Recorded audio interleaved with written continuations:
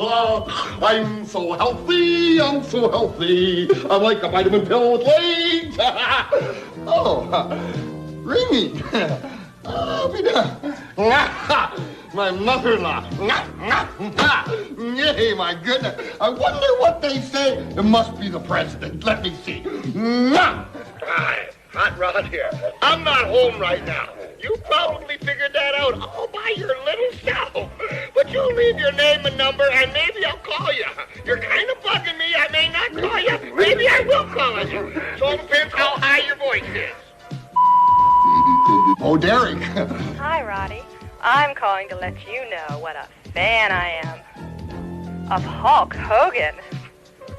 He's the greatest. No, please, Dr. Hammond! No!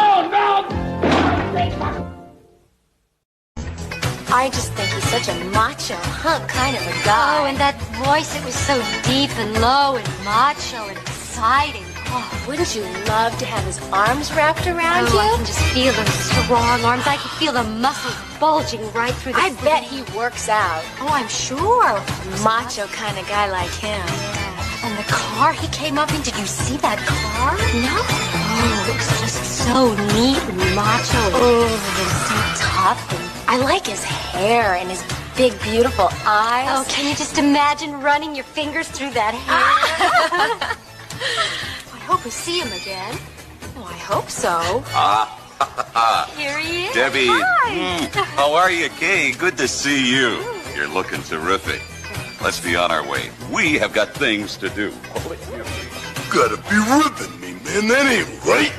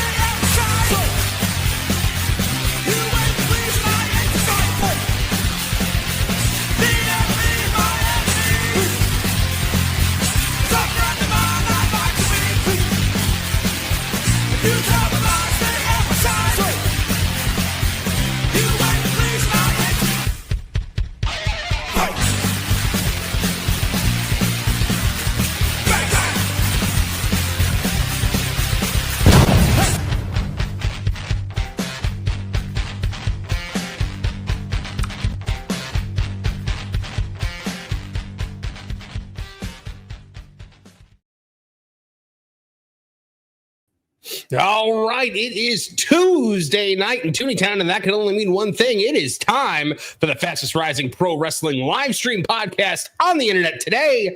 It is time for Tooney Talk Wrestling. Folks, my name is Marvin, and I'm the Movie Monster, and I am thrilled to welcome you guys back to another week of nonstop wrestling pop culture conversation. Sorry we're a little bit late, but guys, it wasn't my fault. It was just his fault. It wasn't my fault. I've been here for 45 minutes. That's true. I don't know, but they were all into blaming you, and I was like, you know what? I'm good with that, because then at least they're not going to blame me. Yeah, it's because when I'm on your thing putting the stuff up, when I post in the chat, it comes up. It's your name, so it looks like you're like, oh, we're late, but it's me because you're late. Mm-hmm. Well, I wasn't late. I was here 30 minutes. I was here 30 minutes. That's true. You know, that's true. We're all here. I was putting together a last minute clip because that's what I do. All right.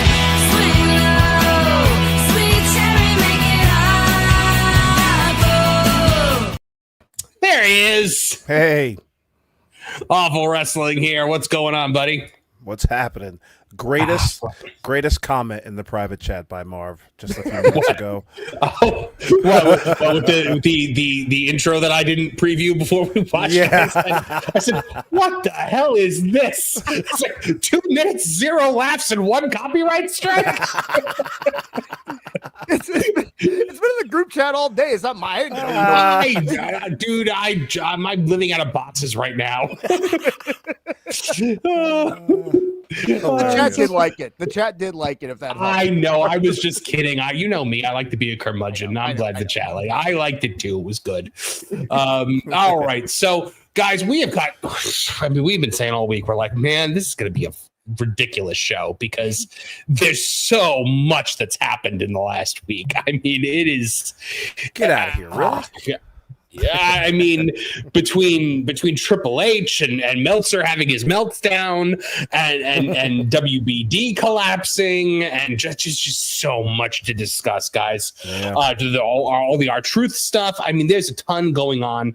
Kevin Apollo told me he's not sure if he's going to make it tonight. He has been like his actual like shoot job has been just absolutely crazy for him lately. He had to travel all last week, and even still, it's like killing him. So I told him if you can make it, great. If not, don't worry about it. I mean, he was on the pro show today or last night, so he's exhausted. I told him to get some rest. So we'll see if he pops in later on. But guys, I know I'm a little echoey tonight. It's I'm in my new studio.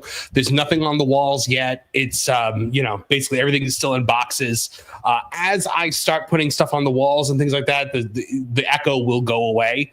So it's just a matter of getting used to the new space and optimizing it for 8-bedroom mansion, folks.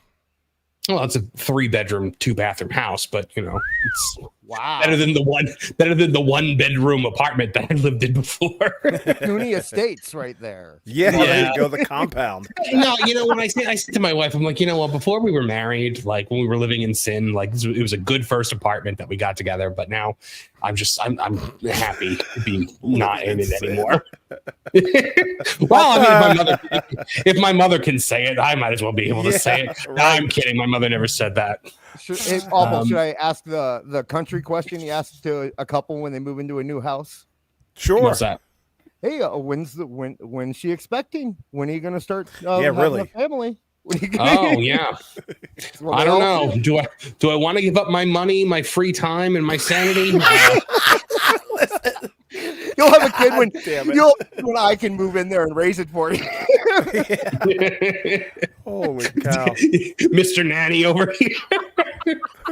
I'll throw a dog into the water. What the hell? Yeah, exactly. All right, guys. As you guys all know, this is a show made for you and funded by you. We count on your generous super chats to get us through. You keep the lights on around here, mostly because things like our intro get us demonetized pretty much on every episode. So as we take breaks in between each story to go through your super chats. We do break for super chats of $50 or more, and my goodness, we're kicking things off the right way with Andre Adams to $50, guys. For super chats of $50 or more, we stop whatever we're doing to talk about whatever you guys want, and Andre Adams is coming in strong. His pride has been overtaken by cope. June is now the official month where all of our favorite IWC soy boys take to X and prove that they're too cool for school while being the smartest person in the room. We all know they never get worked. Right. Oh my God. It has been amazing to watch the IWC soy boys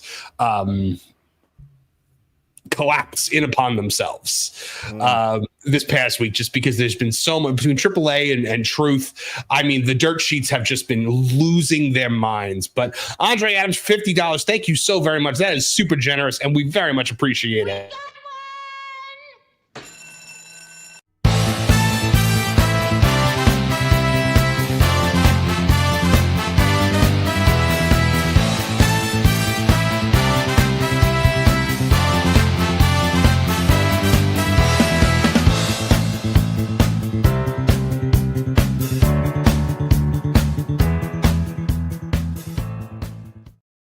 I couldn't wait to play that. That's why I wasn't commenting on the comic, because I was waiting for you to play it. Yep. I think we are at the point now where we don't have to call Dave Meltzer and those guys anything other than just the IWC, because that's all they are at this point. They're not journalists. They are just members of the IWC, and that's it. The Wrestling Observer is just as good as a Twitter account at this point. Well, I mean, at the end of the day, the dirt sheet guys, when they say something, I mean, I'm more likely to believe Banana Williams than I am to believe one of them. I had a Banana Williams joke lined up too. But no, but seriously, like they've proven that they know nothing about. Tripp has locked down the avenues of communication for the WWE, and there is just nothing going on. I got a question for you, Mark. Being communicated. Go ahead. You're a journalist. If you were to report 1/3 the bullshit that even Dave Meltzer reports, what would happen to your outfit? What would happen to your... Well, I'd be fired. So, like I actually have and if any of my writers ever turned in half of the unverified nonsense that he puts out there that gets proven utterly false, they'd be I'd fire them. So, it's just yellow journalism. It is having to be first to the plate no matter what. And that is Dave Meltzer, straight up. I mean, that's what he's always been. It's why he rushed to try to say that WWE was having backlash in the Tokyo Dome when it was literally just somebody with a Photoshop job. Because he needed to beat Sean Ross Sapp to it. He needed to beat the Torch to it. He needed to beat PWI. Like that, it's just I have to be first because I'm Dave Meltzer, and everyone comes to me for their news. Only they don't anymore. Because, I mean, look, even in terms of reliability, he is far from the most reliable news source. I mean, yeah, it's not like anybody really is big is sourcing him. But everybody sources him. That's the problem. Yeah. The biggest problem is that he gets sourced by the people that matter. He gets sourced by like Variety and People Magazine and stuff like that. Like he unfortunately because the Variety writer. The Variety writer that's set to write about WWE, who knows nothing about WWE, Google's wrestling news, and he's probably the first thing that comes up. Right. Yeah. Or Vice TV, and he sees Dave's ugly mug on there, like, oh, he looks like a reliable source. Right. How do you guys like the image of him with the sombrero and the mustache? Originally, there was a word bubble that said Dios mio, but I thought it was overkill. It's funny that Worlds Collide is the thing that he melted down about too. There's so many other things that happened. Worlds Collide was the thing that he got on. So. Well, we'll talk about why later, but yeah. Chevetti for $5 says, do you think the WBD splitting into two companies, will the bankrupt one take AEW and end their deal early? Look, the bankrupt one is definitely taking AEW. We're going to talk about that later because we're going to kind of dive into the who, what, why, where, how of this WBD split. And what it means for AEW, and it means bad things for AEW because it means that AEW is no longer with WBD. That's crazy, Marv, because BJ Bethel, one of the originators. We'll get there. He has a contradictory opinion. Yeah. Yeah, I'm sure he does. Liquid Fox for $2 Canadian says perfect live action casting Braun Breaker as Nappa from Dragon Ball. I can see it. I would watch that. But when I was a kid, I thought Goldberg would be the ultimate Nappa. But because when Nappa like rips his armor off, he just looks like Goldberg in like the black trunks. So but what do I know? Regina Sharp for $10 says new from Glom Gold. Yeet Be Gone deodorant. Our anti-yeet formula is guaranteed to remove unwanted yeet smells from your championship. Available where Austrians buy deodorant. Fantastic. Look, we're going to talk about it later, but I will just say it served its purpose. You got the pop. You got a month's worth of the cool entrance, and now we're done with the experiment, and we can get back to actual people having the belt. So, gonna watch now, Marv, or what? Well, maybe. Right back where it belongs. Blazing Bolts for $5 says, lately I've been watching more DuckTales than pro wrestling. Glom Gold! Glom Gold! Glom Gold! Glom Gold! Well, I mean, one is consistently good and one has its ups and downs. Because I'm Flintheart Glom Gold, and I always will be!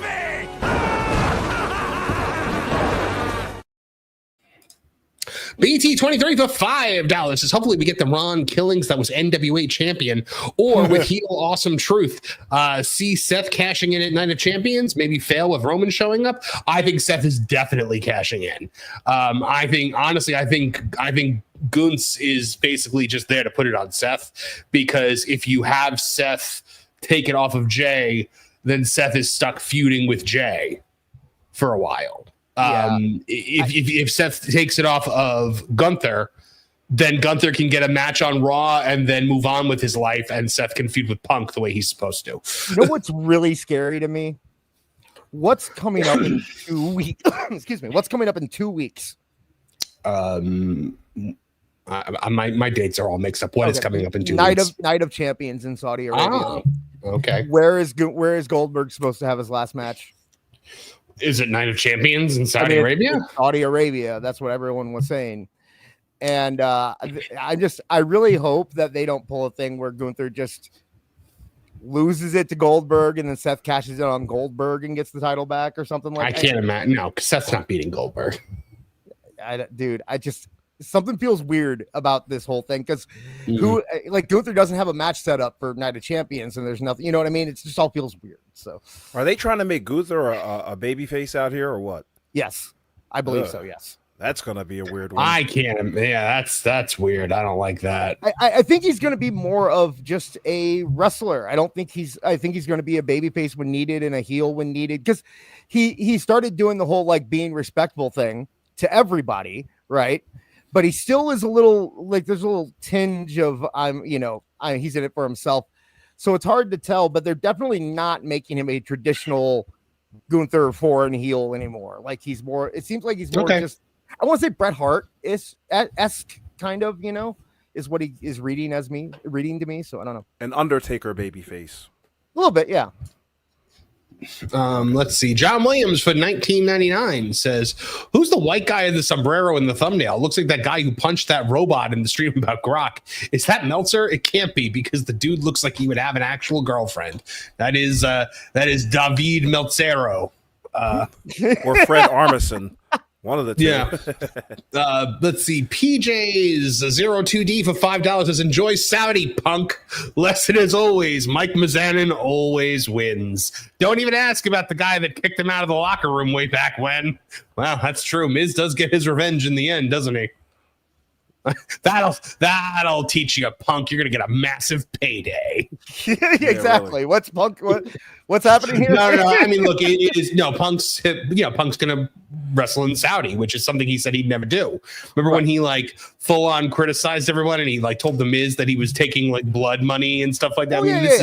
This is hypocrisy at its finest. I guess. I don't know, dude. You know me though. I'm always one to give people the benefit of the doubt and let them grow, and maybe he's growing and changing as a human being. We don't know. Yeah, people have different but I mean, like, go ahead. But I actually respected his opinion on the Saudi thing because he was right. Mm-hmm. I like what they did yesterday. See, I wish John Cena would have leaned into it more. Actually, when he had his promo with Punk, like, you will have to face me in Saudi Arabia, a place that you kind of don't appreciate. I thought he should have leaned into that a little bit more. Do you think the Saudis are going to boo Punk then? Yes, I believe so. No, if they have a memory. I think they'll be happy to see him more than anything. They'll be real happy to see John Cena. Look, they cheer for Sami Zayn, and he's their sworn enemy. So. Right. I think they'll forgive Punk. If they don't, then that really says something. BPE for $20 and no message, what we like to call the BPE special around here. Thank you very much, BPE. You're very much appreciated. We love you, buddy. Brian Stryker for $5 says, Marvin, we know Meltzer kidnapped you and is forcing you to watch the media scrums. Help is on the way. Oh, good Lord. That would be a fate worse than death. Just like the clockwork. Apparently. Ryan Damon for $5 says, shoot job. Subtle shout out to Booking the Territory, the unprofessional pro wrestling podcast. No, that's just what we call real life. It's a shoot. It's not a work. So I don't know. I don't know what that podcast is. So John Cage for $10 says, Marvin doesn't need kids. He is lying to him all the time, awful judging him, and Kevin's basically his wife anyway. We are Turk and JD. We have made that comparison before. I said to him once, I was like, sometimes I like to think that we're Danny Rand and Luke Cage, but in reality, we're Turk and JD. Anthony Gordon, checking in for $10 Canadian, says, I really thought Seth would cash in last night, but oh well. Am I the only one who doesn't want to see the Bellas? No, you are not. No. that was the worst part of Raw last night. I cannot stand that woman. And watching, I missed the Bella. I mean, I see Bella and I just tune out. So it was funny seeing it was funny. Oh, well, I mean, she came out and then she said, "I'm great and I miss you guys so much and I love WWE." And Stephanie McQuay is fantastic. Oh, did she really say that? Yeah. And then all the like 22, 23-year-old girls who probably got into wrestling because they watched her were like literally crying in the crowd, Marv. Like literal tears. They showed close-ups of her crying while she was in there. Oh, wait, I'm sorry. What woman got into wrestling because of Nikki Bella? Probably one who watched Total Divas and thought, I like this, so I'm going to watch wrestling to see more of them. That's what I'm guessing.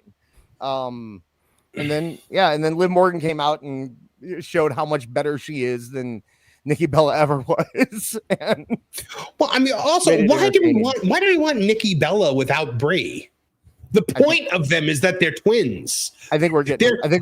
We're getting Brie. Oh, I don't know about that. Mrs. Bryan Danielson. You really think that's going to happen? They left it wide open for a tag match because Liv was with Raquel and right. But normally, like, yeah, that would be the thing that you'd want to see. But I mean, I don't know. Is Brie AEW or is her husband AEW? AEW is going to eat crap if she shows up, even though she's never stepped foot in AEW. It's going to be a matter of, people are going to like laugh at Danielson because Danielson is so AEW. Right. But Daniel Bryan still gets paid. So he's like, well, I think the Bellas are probably realizing, like, look, the only way that anyone wants to use us is if we're the Bellas, and we can't be the Bellas if we're not here. Right. So we have to be here. But finally, Mr. Jamie Jam checking in saying WWE should have cut the dirt sheets ages ago, especially with all the constant hit pieces on them. Sean, we fooled them again. Yeah, it's pretty much what's happening. Yeah. All right, guys, we'll get to the rest of your super chats throughout the show. We take breaks in between stories. We break for super chats of $50 or more. So, just sound off and we will get to your comments as we go through the show. So I guess the first thing we should really be talking about is the R-Truth situation, guys, because Truth comes back on Money in the Bank, shocks everybody, and then says on Raw that he is Ron Killings. He is Ron. Now they're not saying Ron the Truth Killings, but he's just Ron Killings, right? Well, he said, I'm Ron Killings. And then he said, and that's the truth, the whole truth, and nothing but the truth, which was his TNA catchphrase when he was Ron the Truth Killings. So I'm thinking it's going to be Ron the Truth Killings. I mean, the second I saw that he was Ron Killings again, I'm like, that's brilliant because now they have access to all the TNA footage. Yeah. And so you can actually put out a TNA if they're smart. Should have put out one of their big omnibuses of just Ron the Truth Killings today on YouTube. Yeah, it's actually kind of upsetting that WWE already has a WWE wrestler under contract with the TNA title, because if he lost it to Ron Killings, then it'd be exactly what AEW did to TNA. Yeah, so you can't really do that. But the story of Ron Truth winning the TNA title and basically going like he goes to TNA to show John Cena how it should be done, how to really carry the title and be the exemplary champion and that kind of stuff, I think would be a cool storyline, because it doesn't seem like, unless they're going to bring him right back in the end, it doesn't seem like he's back in with Cena now, He's there last night and they didn't interact at all. So, all right, well, TNA is dropping the ball, and TNA runs a really good YouTube game because TNA is constantly posting old shows on YouTube now. They're constantly posting old matches. They'll post like Kurt Angle matches and Booker T matches and AJ Styles stuff. The fact that it is not the Ron the Truth Killings show on there right now. It is. It's not. I'm literally looking at it. On Saturday, they put out the best of Ron Killings in TNA on the YouTube page. Unless they took it down, it was up. I'm looking. I don't see it. Yeah, I pulled it up to show Max some of the stuff he did, but unless they pulled it for some reason, it was. Maybe it's under playlists. Maybe, or maybe it was a live thing. I don't know. No, it's not. Maybe maybe they did it as a live thing, but yeah, I don't see it on there. I'm looking right now. I don't see it. Yeah, it might have got some of that stuff gets pulled in. It might have been something, well, anyway, song or something that was struck. Guys, it's a good thing that WWE called, because Ron the Truth Killings was so ready to go to AEW. Like, he was like a second away from it, right? Because if you ask BJ Bethel, just everyone's favorite credible news source, Killings was likely on his way to AEW.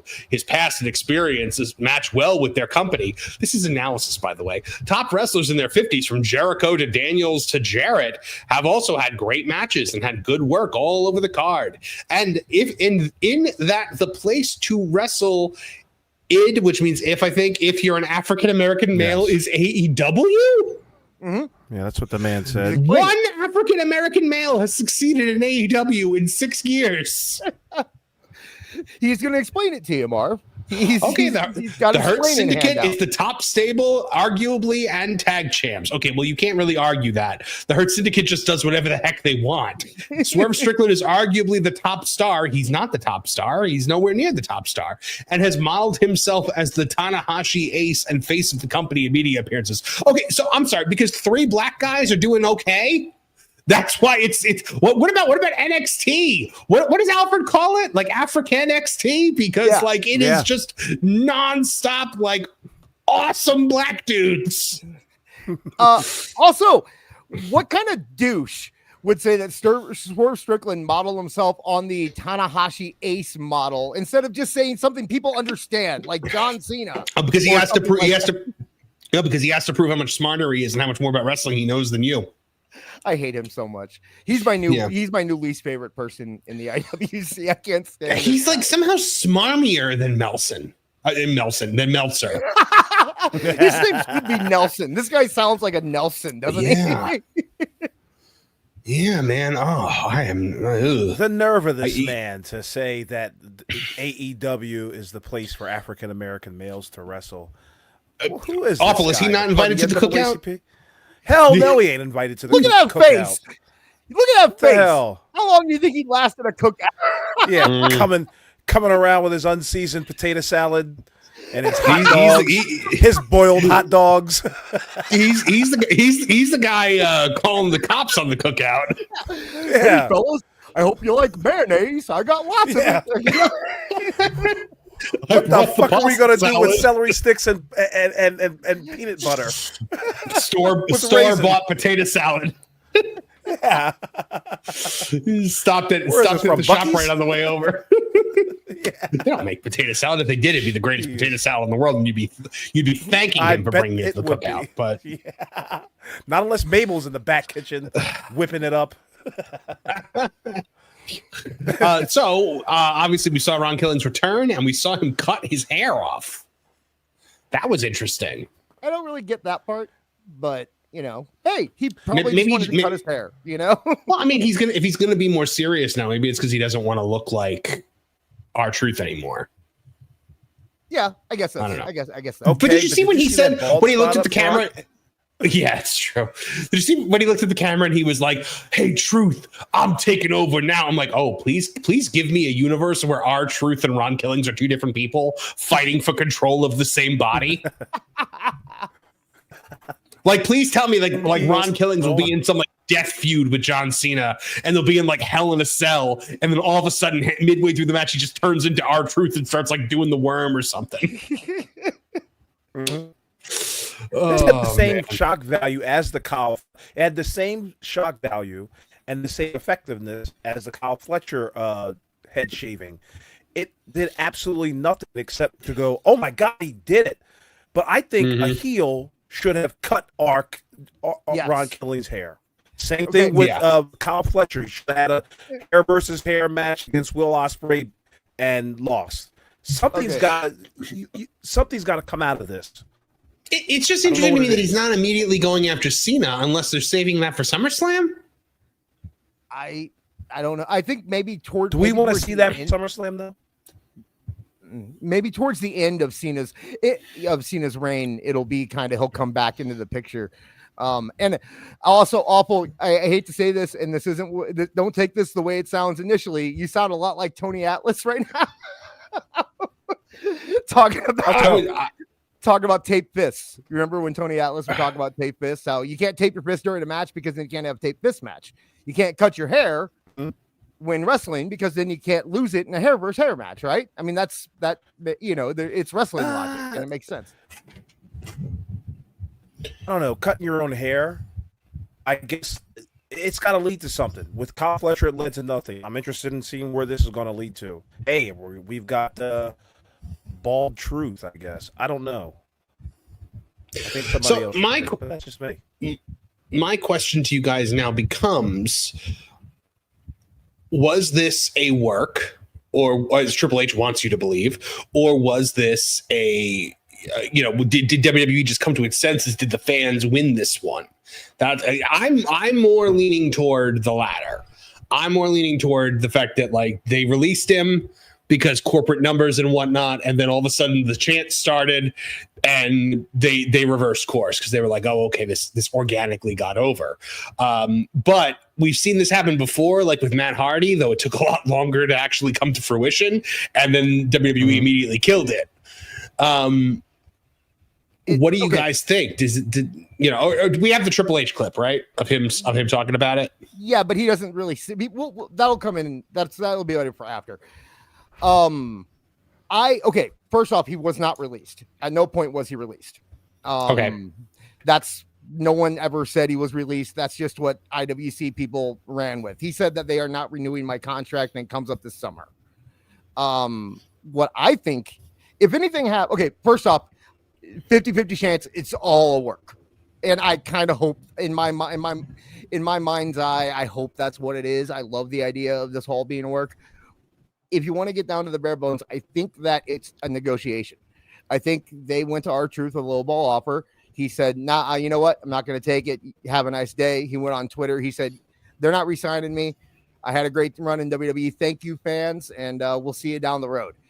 And he knew that people would start reacting. And then WWE came back to him with a better offer. That's all I think happened. I think that makes most sense in my head.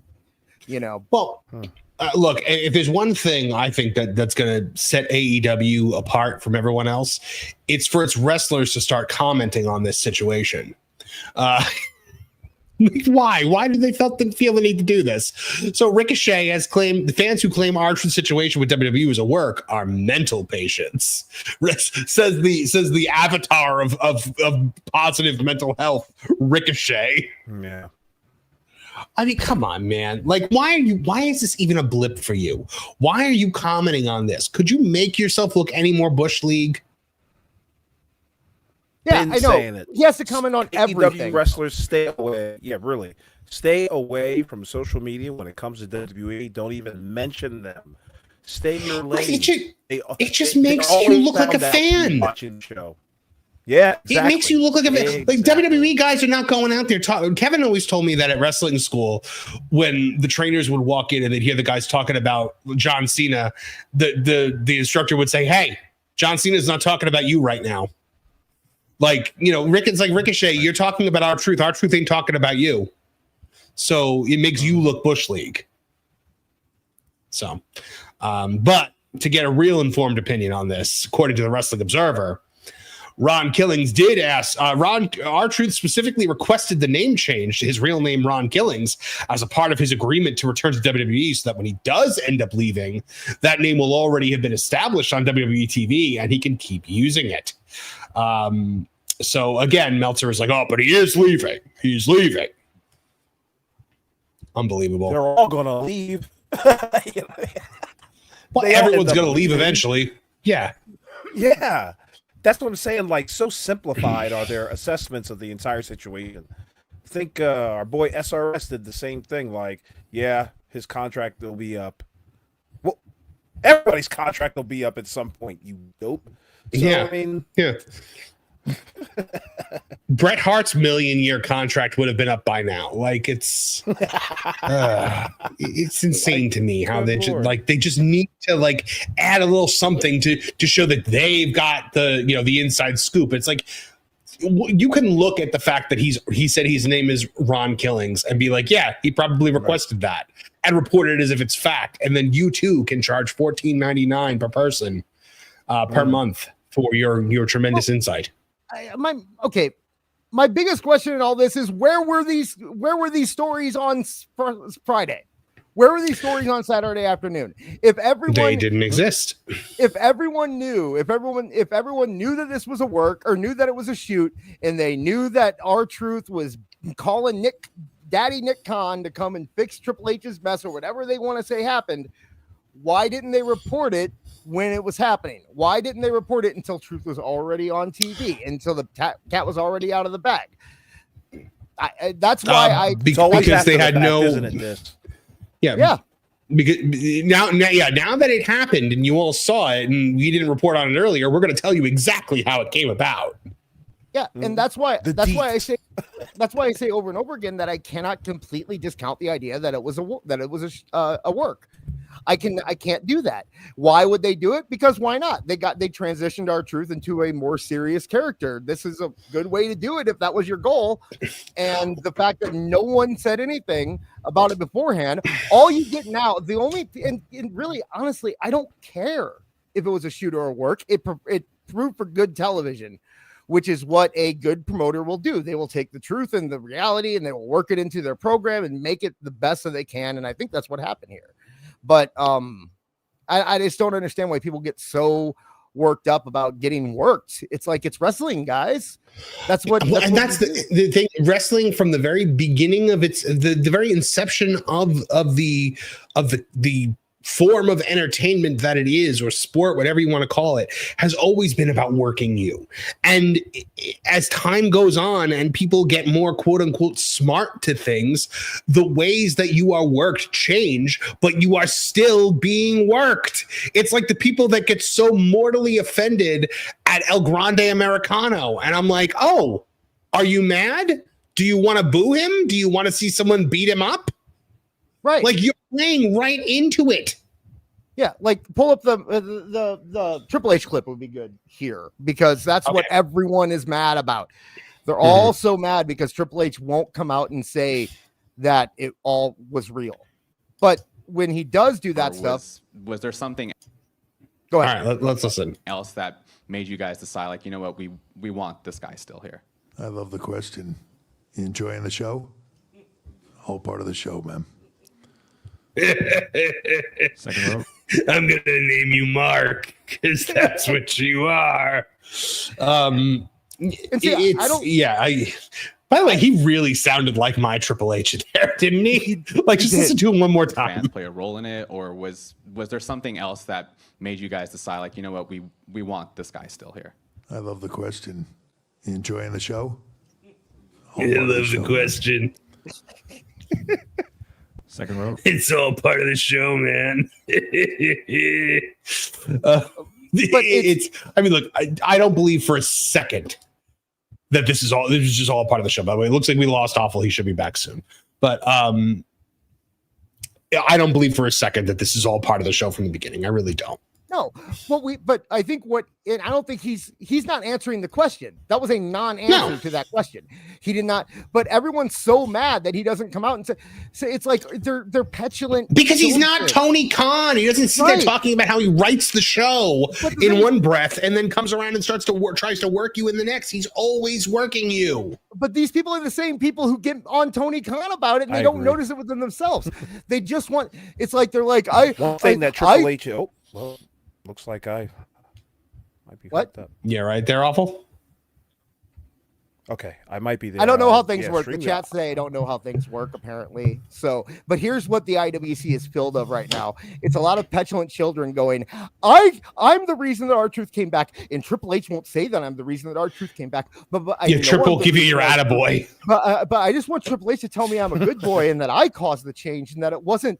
It's like, yes, okay, yeah, sure, you might have. But if he came out and said, okay, guys, here's what happened. We had a long negotiations with R-Truth, and he did, and then you're giving away the business, and then everyone gets mad at you for giving away the business. So what you do, you say it's all part of the show. I hope you're enjoying it. That's the way you do it. And by saying that's that, how the business works. Thank you, Yeah. Chad. Okay. By saying that, God awful. What's so very interesting about all of this is that Triple H, by way of the WWE, was able to cannibalize the entire internet media for at least 3 or 4 days, and booted AEW right out of any sort of like news cycle. And that's working. That's working the sheets right there. Well, I mean, like the thing that I find absolutely insane is the fact that they don't realize they're being worked. The whole point of the business is how many times throughout years have they turned shoots into works? And most of the time back in the day, you didn't even realize it. Yeah. But I mean, it happened all the time. The biggest instance of it, I think, was Montreal, where we turned a shoot into a work. Yeah, the biggest here. I'll let me do this here. The biggest this is the biggest thing that everyone points at to say that it was definitely not a work. Is under a fade away media post, R-Truth said no work. So that because he's in character. Exactly. Okay. No, Marv, he's a wrestler and he said it's no work, which means that that's the magic word. If you say no work, that means this is real now. That's you don't have to believe anything else he does, but this part was real. Like they made on Raw, they had him come out of the crowd like he broke into the arena wearing a disguise and stand on the announcer's table while everyone, it's like, is that real? Did he really break into the arena and tell everybody that, he went against what Triple H said? And is that real now too? Or no, that's not real. Well, do you remember when Matt Hardy came back? Like, do you remember after the "We Want Matt" chants, when Matt Hardy would like jump edge backstage and then get chased off by security and the announcers wouldn't acknowledge it, as if it was just some random fan who jumped in? Like, they do this stuff, man. They do it all the time. Yeah. When he got on the house mic, and went ROH. Remember when decades even. Remember when Batista was doing an interview and then some fan ran in and did the thing in front of him for a second and then ran off and there was no reason for it and it was never mentioned again and it's just a thing that happened? Was that real? Are we like it's so dumb to me that everyone cares so much about what's real and what's fake. It's like is it entertaining? Did you get R-Truth back? Because that's what you said you wanted. You said you wanted R-Truth back, and R-Truth is back. Or well, Ron Killings is here, but the man is still employed. So if that's and by the way, yes, Triple H did post the picture of him pointing at R-Truth with the caption "You wanted it," which I mean, that's not him confirming that I did this for you. It's just like you wanted it, you got it. So watch the show. Like, that's the point. They want it, and yeah, there's that's an interesting point in the chat. Why didn't people throw this fit about Carlito, who did the exact same thing last week? And before Money in the Bank started, people weren't talking about Truth anymore. They were talking about Mr. Iguana. So if Truth was very smart, if this was a negotiation, because he got it exactly when he needed to, because if this had gone on a week more, the crowd would not be chanting for him. It would be. By the way, did you see how the AEW fans were like, "Oh, look at the Fed fans freaking out about a guy with an iguana puppet," and then but they're the one. If he had showed up in AEW, they would have said it was wrestling art. Like they were the ones that freaked out over the Mercedes Moné puppet. Which, by the way, I've been told that AEW fans don't like puppets very much, except for when Harley Cameron did it. But just saying. I've heard through the grapevine they're not big fans of the art of puppetry. What's really funny about that is I'm pretty sure Mr. Iguana was in AEW and he didn't become a viral sensation for some reason. I can't think of a reason why. I mean, he was because nobody saw it. Yeah. Oh, what? No, 500,000 people on Max side. You know what I think about the R-Truth situation? I don't think we're going to find out if it's a work or not, based on how he's going to be used in like the next 6-7 weeks. If he's used improperly, it'll suck. Look, at the end of the day, I don't think they're going to give a big, long, main event push to a 50-year-old man. No. Even one as spry as R-Truth. I don't think that's going to happen. I think if he gets over, he could have a really big main event pay-per-view match, and then that's it. You know, like, and then he'll be a solid mid-card guy, I guess, for the rest of his career. I think he could. Honestly, I think he could be best used as WWE's liaison in TNA at this point. I really do. You know, I mean, look how awesome you're sending one of your quote unquote top stars to the other company where he can he can own that company. You know what I mean? Like, well, and he's an established legend in that company. Yeah, and he can say that he chose TNA because, you know, like the whole idea is that he was the TNA champion, and instead of spending his last, because, you know, I mean, this is R-Truth's last run either way. And he can say, you know, I want to spend my last run with the company that made me, that took me seriously, that saw me as a serious athlete and not just a joke, you know, and do something like that. Man. Yeah. He cut his moneymaker yesterday. I don't know if he's going to be that viable as the liaison for WWE, especially with that. I don't know. But then again, you know, it's like what Dis said before. Like, you can't, like, if you send him to TNA and have him take the TNA title off the other WWE contracted wrestler, it's literally just what AEW did, minus the cringy Tony Khan heel promos, right. which, you know, we all agreed helped no one. I think that's the especially from TNA. The table. Yeah, that's not. Yeah, no. I think Truth is on. They're looking at him in John Cena. They're not sending him to TNA right now. Yeah. In the future, maybe. Yeah, but, I wasn't talking about right now. Yeah, because like I said earlier, it's a terrible idea to do it right now. It's awful optics. All right, ready to get to some more super chats before we move on? Sure.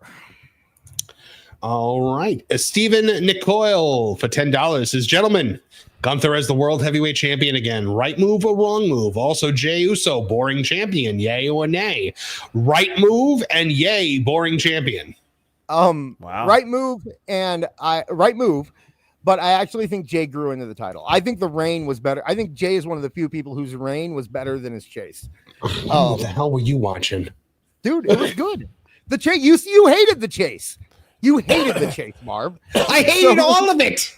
I hated the chase. I hated the destination. Sometimes you do a terrible car ride for 18 hours, sitting in the middle of the back seat with a seatbelt up your butt, and then when you finally get there at the end of it, it's a terrible destination. You've gone to see the world's largest ball of twine. That's the Jey Uso world title. Okay, well, the difference is, Marv, I watched weekly television at this time.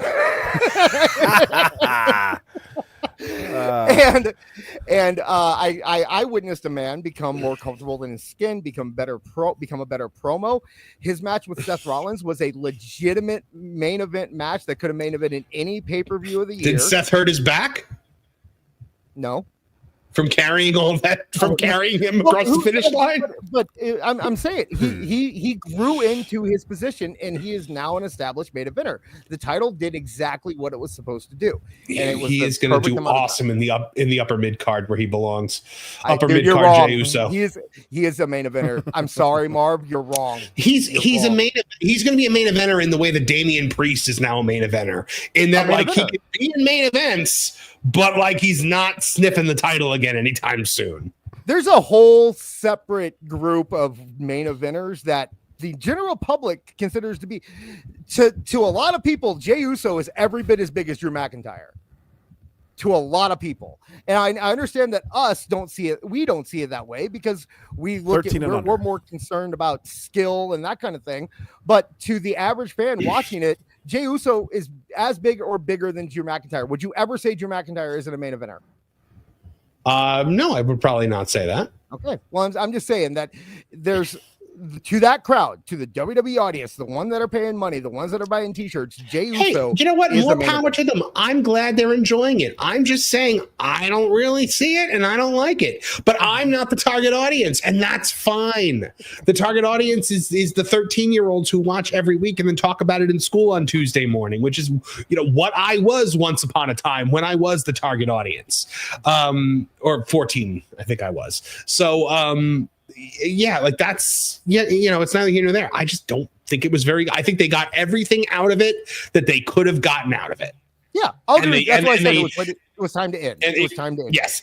They hit the eject button right at the right time. Yes, I totally agree with you on that. You and Kimmy have a 199. Power to the 199 says better Saudi Arabia than Canada. Okay. All right. John Williams for 499 says, without Total Divas, we never would have gotten heel Cena. Well, I mean, yeah, we saw heel Cena on Total Divas for years. By the way, if Nikki is back and she is a babyface, you have to have her interact with John Cena at some point. I mean, his heel promo was basically what he had to have said to Nikki Bella when he broke up with her. So, PJ's 02D for $2 says, did Tony fumble on Mr. Iguana? I didn't know Tony had Mr. Iguana. Look, I'm not saying I think Mr. Iguana is entertainment. I think he's probably somewhere in the neighborhood of Orange Cassidy, something that you see on an indie show and you go, huh, that was pretty funny.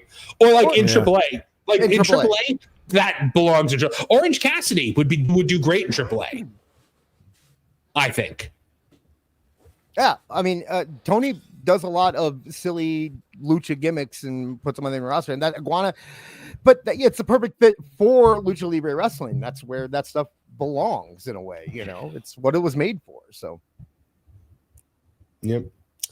Joseph J. Alexander for $5 says BJ looks like one of Elon's failed test tube babies.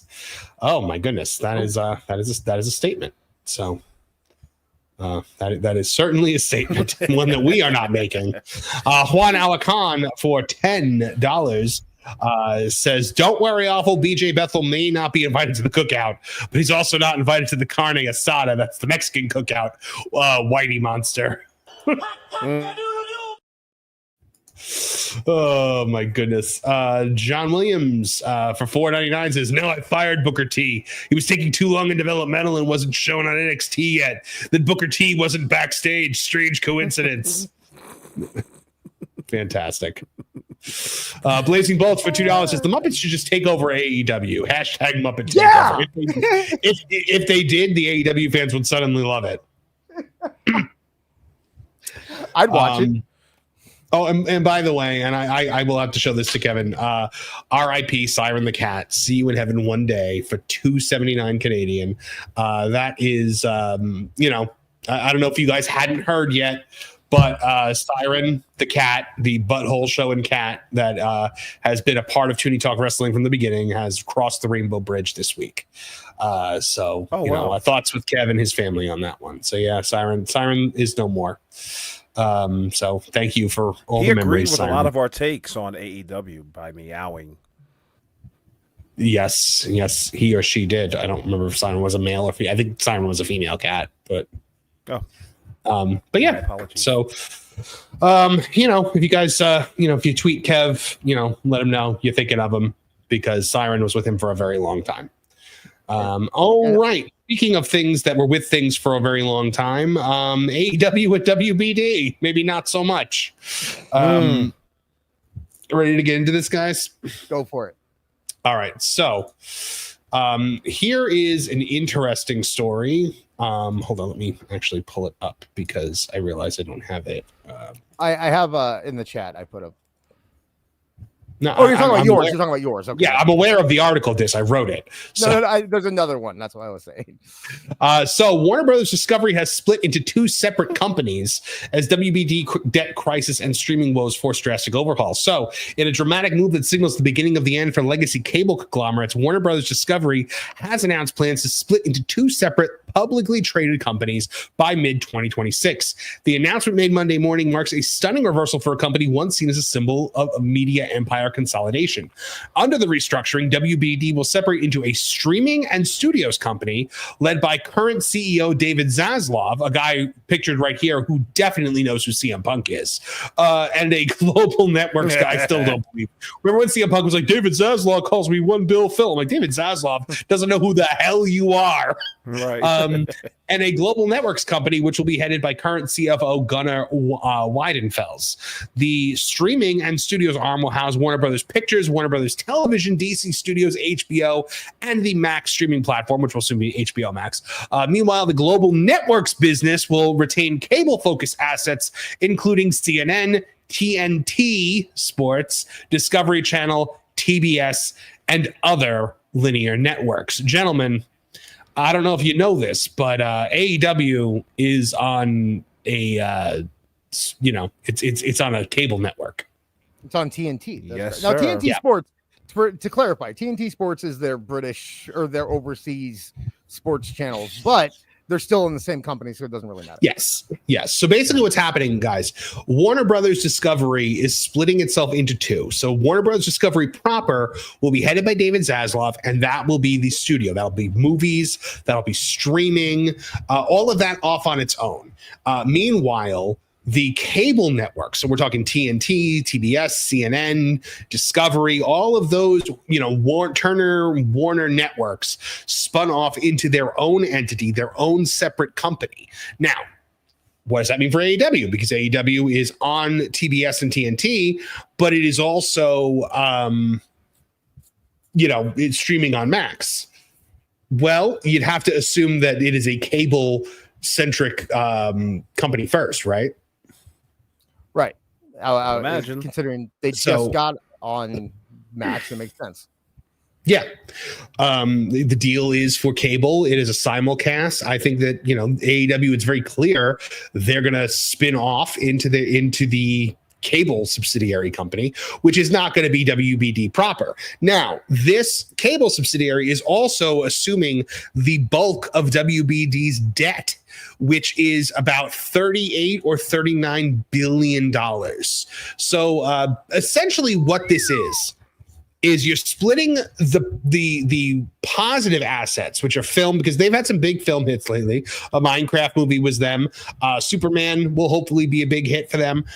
So there have been some good hits. And streaming wise, they had the Penguin, they've got Game of Thrones, House of the Dragon, they got the Harry Potter thing coming up. So there's some good things on the horizon.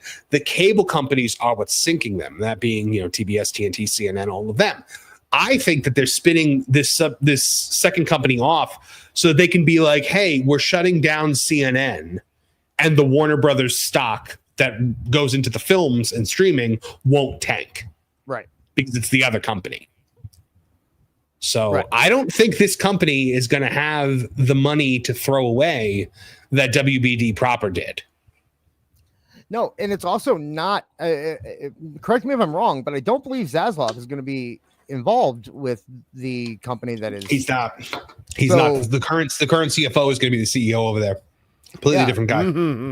So the guy who really wanted wrestling, or claimed that he really wanted wrestling on his network, is no longer. Has he ever publicly said that? Like, because it's all like Punk is like, oh, he calls me One Bill Phil, and Tony's like David Zaslav. I'm like, David Zaslav has no earthly idea what AEW is. I want to say in the press release, when they announced that they had signed a deal, I want to say there was a quote from Zaslav that said, like, we are very excited to have AEW. And you know who wrote that? Some intern in the PR department, and David Zaslav never saw it.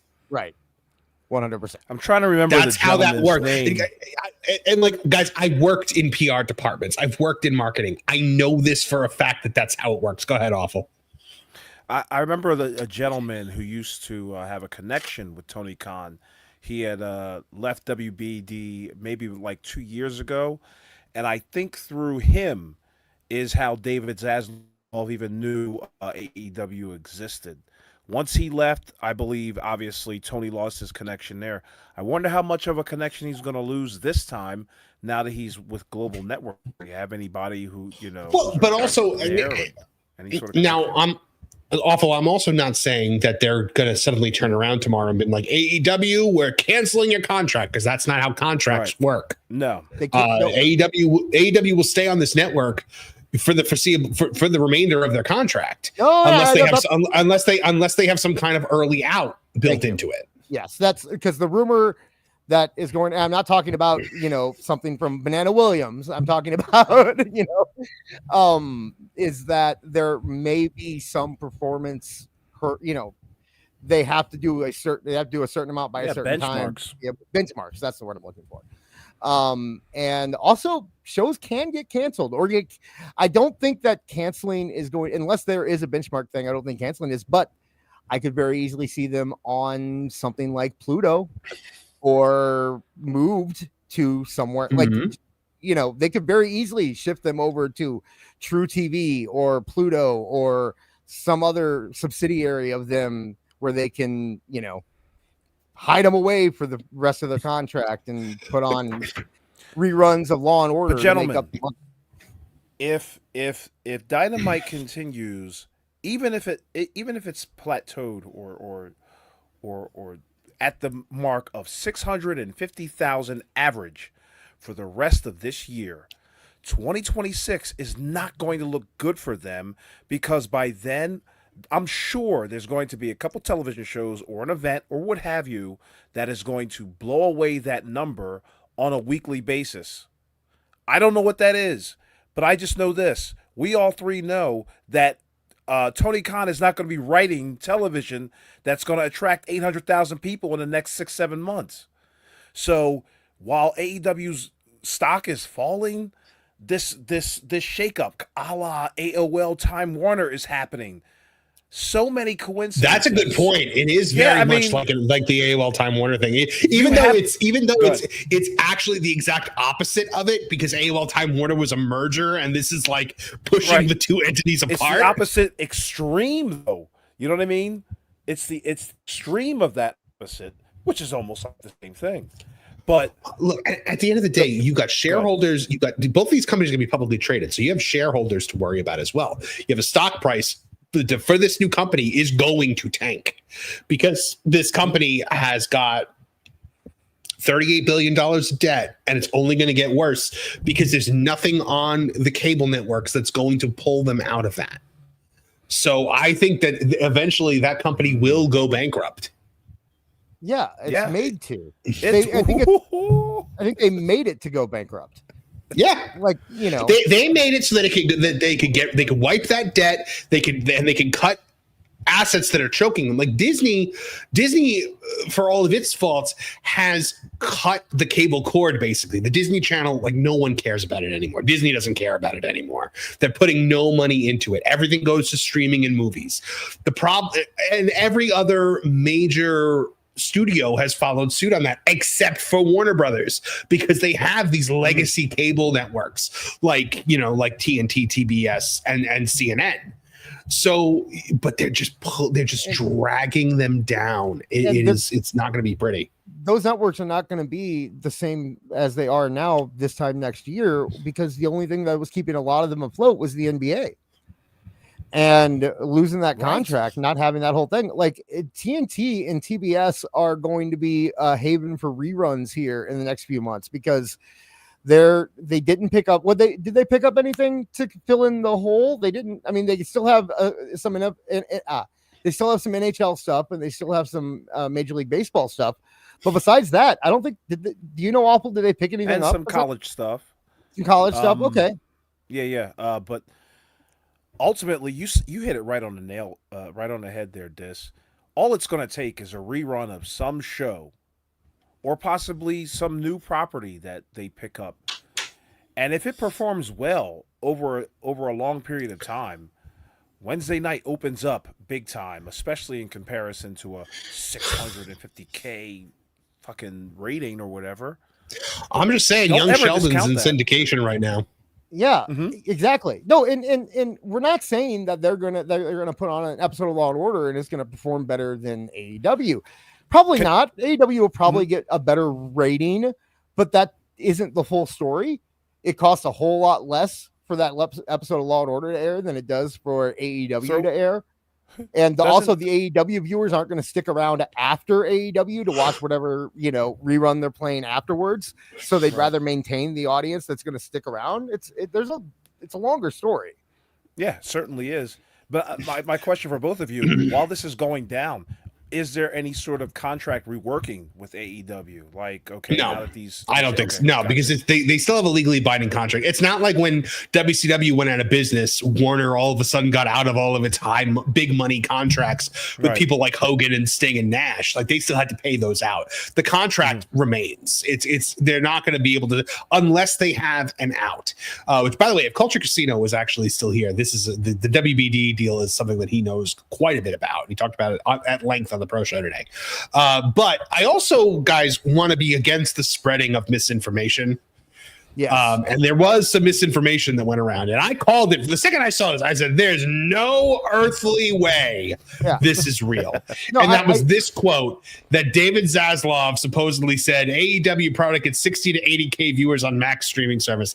There's no earthly way that's real. This guy is dealing with a major schism in his company right now, $38 billion in debt, and he's taking time out of his life to comment on the viewership of Max, AEW on Max. That's not happening. That's what I was. He has billions riding on major motion pictures, one of the biggest movie studios on the planet, and he's taking time out to address the IWC and Dave Meltzer and BJ Bethel. That's not happening. He has better things to worry about. That's what I was going to say with Awful when Awful was saying, do you think they're going to rework the AEW contract? It's like, I think he has better things to do. Where's this $180 million going? Like, when you're dealing with debt in the tens of billions, that $180 million is a drop in the hat. Mm-hmm. And this quote and the fact that it spread and that people were so adamant about, like, I put out a thing right after it and attributed some of it to us as if we spread it. Did they? Yeah. I don't know. Who they attributed to? My name was thrown in there as sharing this nonsense. It's not even on my timeline. At one point, someone thought they don't, because I posted, excuse me, I posted something like this, and the actual caption that I had was, "I need someone to actually send me this clip before I believe it." But then read what I write; they just read the thing that's on the screen, and they go, "Why are you pushing it?" You know. Welcome to my life as an entertainment journalist. So, yeah, I put out a bounty on it because I was like, if anybody can find this clip and give it to me, I'll give you whatever shout out you want on Tooney Talk Wrestling, because I knew no one was going to be able to find the clip. But everyone, this is just as bad as BJ Bethel. This is just as bad as him. But it's self-correcting itself. The difference between that and BJ Bethel is that there were an army of people coming after this particular post saying, like, this is incorrect. We've searched high and low. We can't find the goddamn quote. Go fuck yourself. Whereas Bethel, it was put out there once and people ate it like chum to sharks, or sharks to chum, or however you want to say it. But the bottom line is that one side propagated the lie, the other side is correcting it. Well, and I think the one thing people were trying to say that this was in one of their, like, earnings calls or something like that. I'm like, no, it wasn't. They don't bring up AEW at the upfronts. They're not bringing it up in the earnings call. No, the only Dave thing Meltzer was on the earnings call. And the thing he did, and yes, guys, I am aware that people that used to be on this show were spreading this information. Nobody that is currently on this show was spreading this information. Like, I know people that we've associated with were spreading it. I am not responsible for the things that people that used to be on this show do. We said it from the very beginning. We're like, there's no earthly way that this man actually said this, not because it's unbelievable, but because it's unbelievable that he would take time out of the nuclear meltdown of a major motion picture studio to comment on AEW's viewership. Does the wrestling world realize how big the entertainment world is and how little pro wrestling is just a drop in the pond, let alone AEW, which is a drop in the pond of the drop in the pond. And the funniest part is that everybody, after I posted that, everybody started posting this clip from the earnings call, and the clip was that he said roughly Max roughly gets 25% of television viewership. That was the only quote that he said. That so then everyone's like, that's where he said it. That's where they're getting the this. only metric. Do that math. Because it's not. You didn't even stop to do the math, people. If you stop to do the math, that's more than double this number, okay? So even that number is wrong. Now, some people actually postulated that number and took a better guess than 60 to 80,000 views.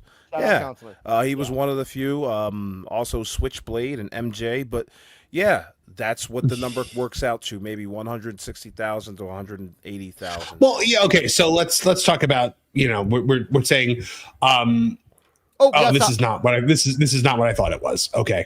Hold on. We have a $50 super chat, ladies and gentlemen. Christopher Miller checking in for $50. Says, picture this. The spotlight hits our newest AAA next big thing and our new merch juggernaut, Monstro de Película, with his cute plushie that you squeeze to hear his classic catchphrase. By the way, guys, Monstro de Película means movie monster. So for those of you that don't habla the Espanol, which I don't, but I know that. Christopher Miller, thank you very, very much. We always appreciate any super chat we get, but when you guys send in $50 or more, that is worthy of some very special praise.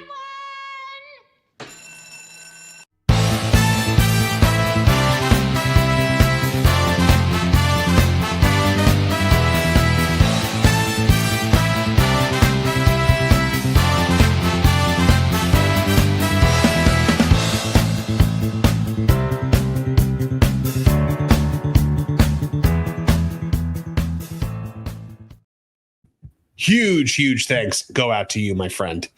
All right, so let's see what else happened here. Where did all the clips that were just back here go?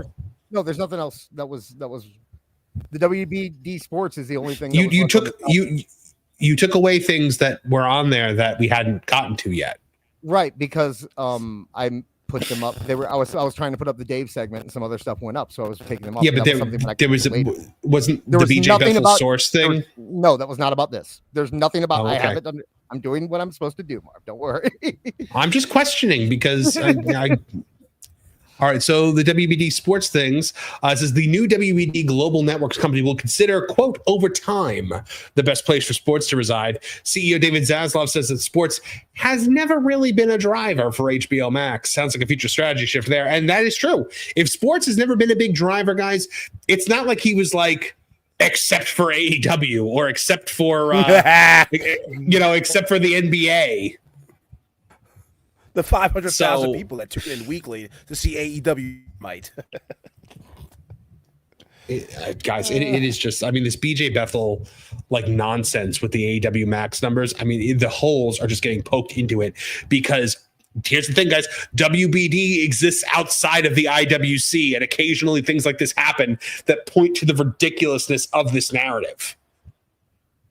So, yeah, no, none of it makes any sense overall if you look at everything. And the fact that he's coming out now and it's just like, well, the numbers came from I don't know, Meltzer said they were real, and so did Tony. Like, it's like, yeah, they confirmed. Tony didn't even say it was real. Tony said he didn't know. Yeah, the fact that Tony was non-committal about that and said that he didn't know himself proves that it's fake. Because if it was real, Tony would know, because there's no universe where he does not know what viewership his own show is getting on Max. And he would have said it was real, and then that would have been the end of it. Right.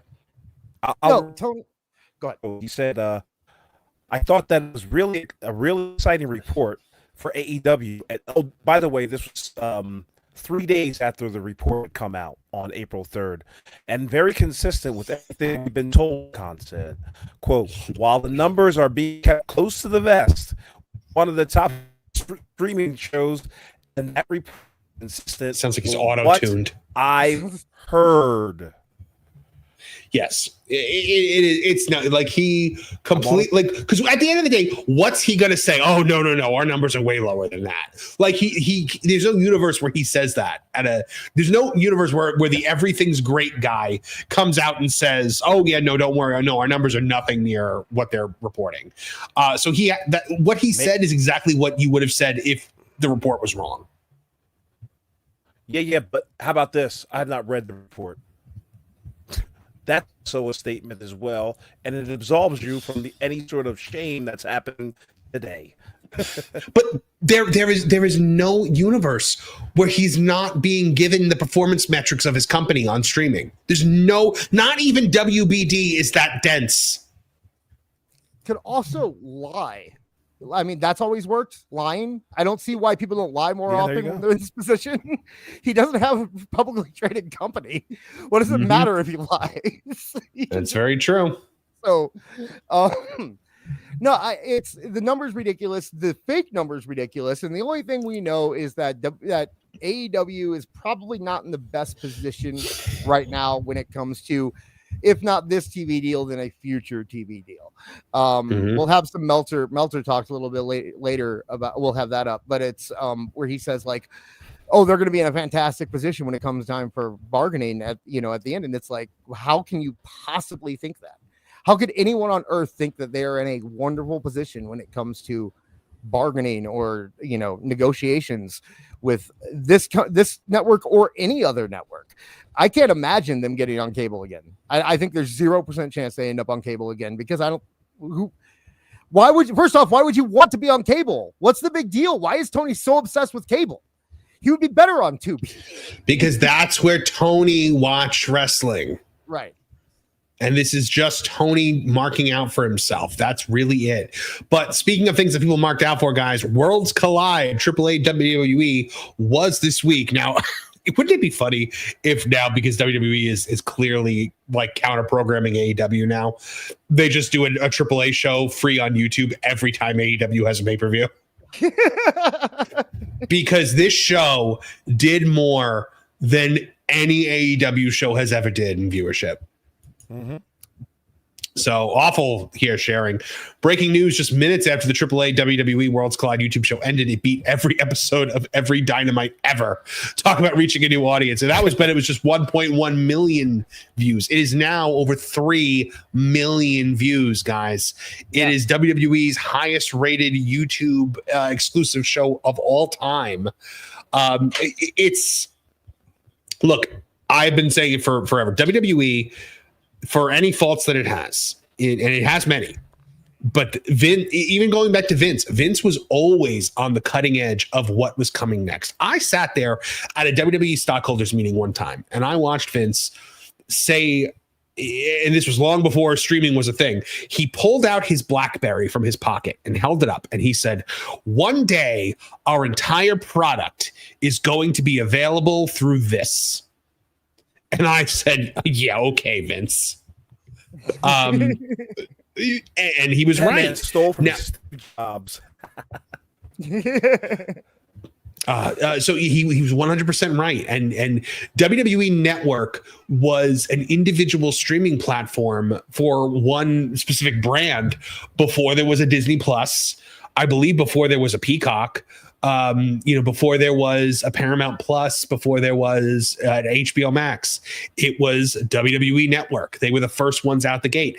Now they're starting to put shows directly on YouTube, and YouTube is the number one streaming platform in the world by far.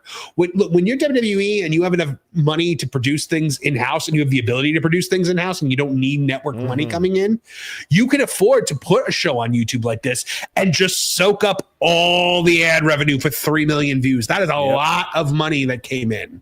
A lot of it. And I thought it was brilliant. I thought it was a brilliant move to do because YouTube accounts for 12.5% or 12.4% of all streaming, according to Nielsen. And that makes it the number one show. Like Disney Plus, for example, is 5%. And that's in like third or fourth place. Netflix is, I think, 7.5%. HBO Max, by the way, is 1%. So, and it's all the way down to like number 5. So that just goes to show you guys how explosive YouTube's reach is. Yeah, Max likes watching those videos. I don't know if you ever see them on YouTube, but they're like graph videos where they, over time, the time goes really fast. You can see the graphs move and who gets to be the number one YouTube channel during what time. They did a lot more like PewDiePie was fighting with that Indian channel over it. The only sports YouTube channel that shows up on those things is WWE. Yep. Every other one of them is like a major entertainment brand or a major YouTuber, and then WWE pops in. They are much bigger on YouTube than people understand. Go ahead. Say what you will about Vince as a booker. Say what you will about him as a human being. Say what you will about him as a wrestler or a businessman. The guy knew where TV was going. He wanted cable before cable was a thing. And then he embraced Twitter as social media was taking off. He went to streaming before everyone else. And now, even though he's gone, the WWE is making a push to YouTube. And the WWE is doing YouTube better than anyone right now, with their omnibuses and their like just putting all of the back catalog on YouTube. Right. It's a brilliant move. Think about this, man. I'm sure they're making as much money as they would on like a house show just by hitting point and click on their YouTube channel. That it's amazing the revenue that they're getting. Simply from just taking things that already exists and putting it up on YouTube for free. And they're hitting the fans that they want. When you go on YouTube, you are directly going after that kind of like 9 to 12-year-old market there. And, you know, the ones that are going to watch those short clip videos and then go out and buy T-shirts and do all that kind of thing. Those are the fans that they want right now. And that's exactly who that targets. That's why look at Mr. Lana, you know? Mm-hmm. Well, and TNA is taking TNA is taking a cue from WWE in this because they're doing pretty much the same exact thing. Meanwhile, I look at the AEW YouTube channel, and I don't see a whole lot of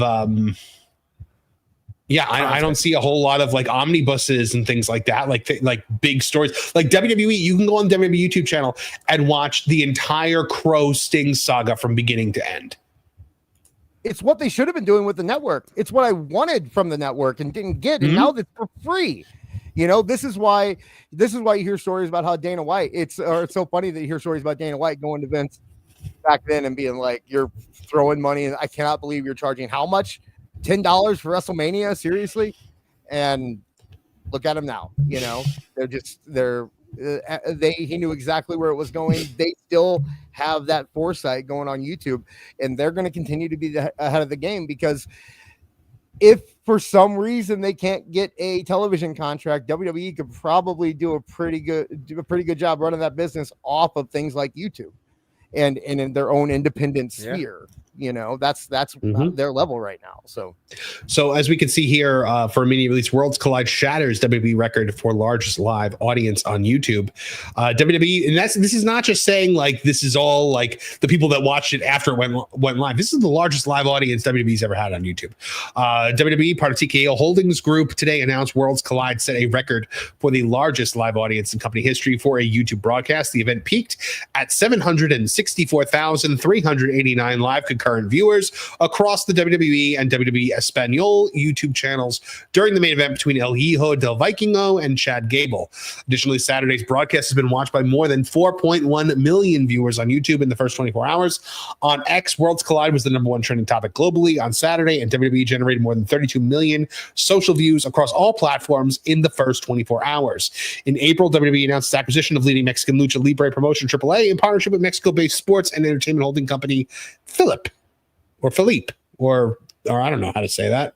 But guys, it's pretty big. That's really huge, big, man. And this was on a Saturday afternoon as well. Mm-hmm. Think about that. So like, it wasn't even primetime television. It was a great day if you were the WWE. Like a really, really great day. You know who it wasn't a great day for?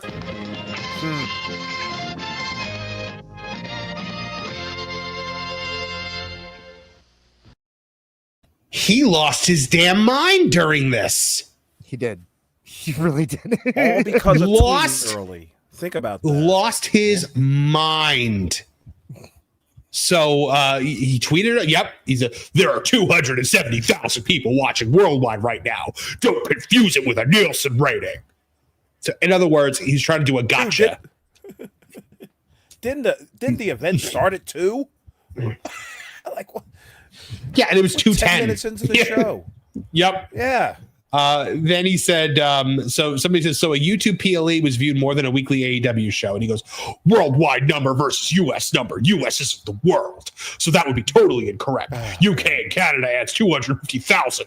And that doesn't include any other country nor max. Any attempt at comparing without figuring those out is pure silliness. And then somebody asked him, so what's AEW Dynamite's worldwide number? He goes, I don't know, probably 1.5 million, aka that is pulled directly from your rectum. Yep. Now, who will challenge him on such an assertion? No one. Everyone. You know. Well, everyone. Eric in the chat brings up a good point. Wouldn't the YouTube number be more accurate than a Nielsen rating? That's what he's trying to say. He's like, well, this number sucks and it's not a Nielsen rating.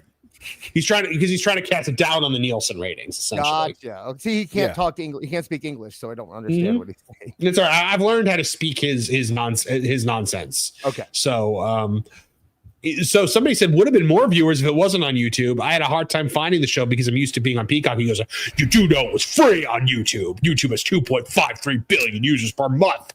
Peacock has 41 million subscribers. Not a lesser number actually use it.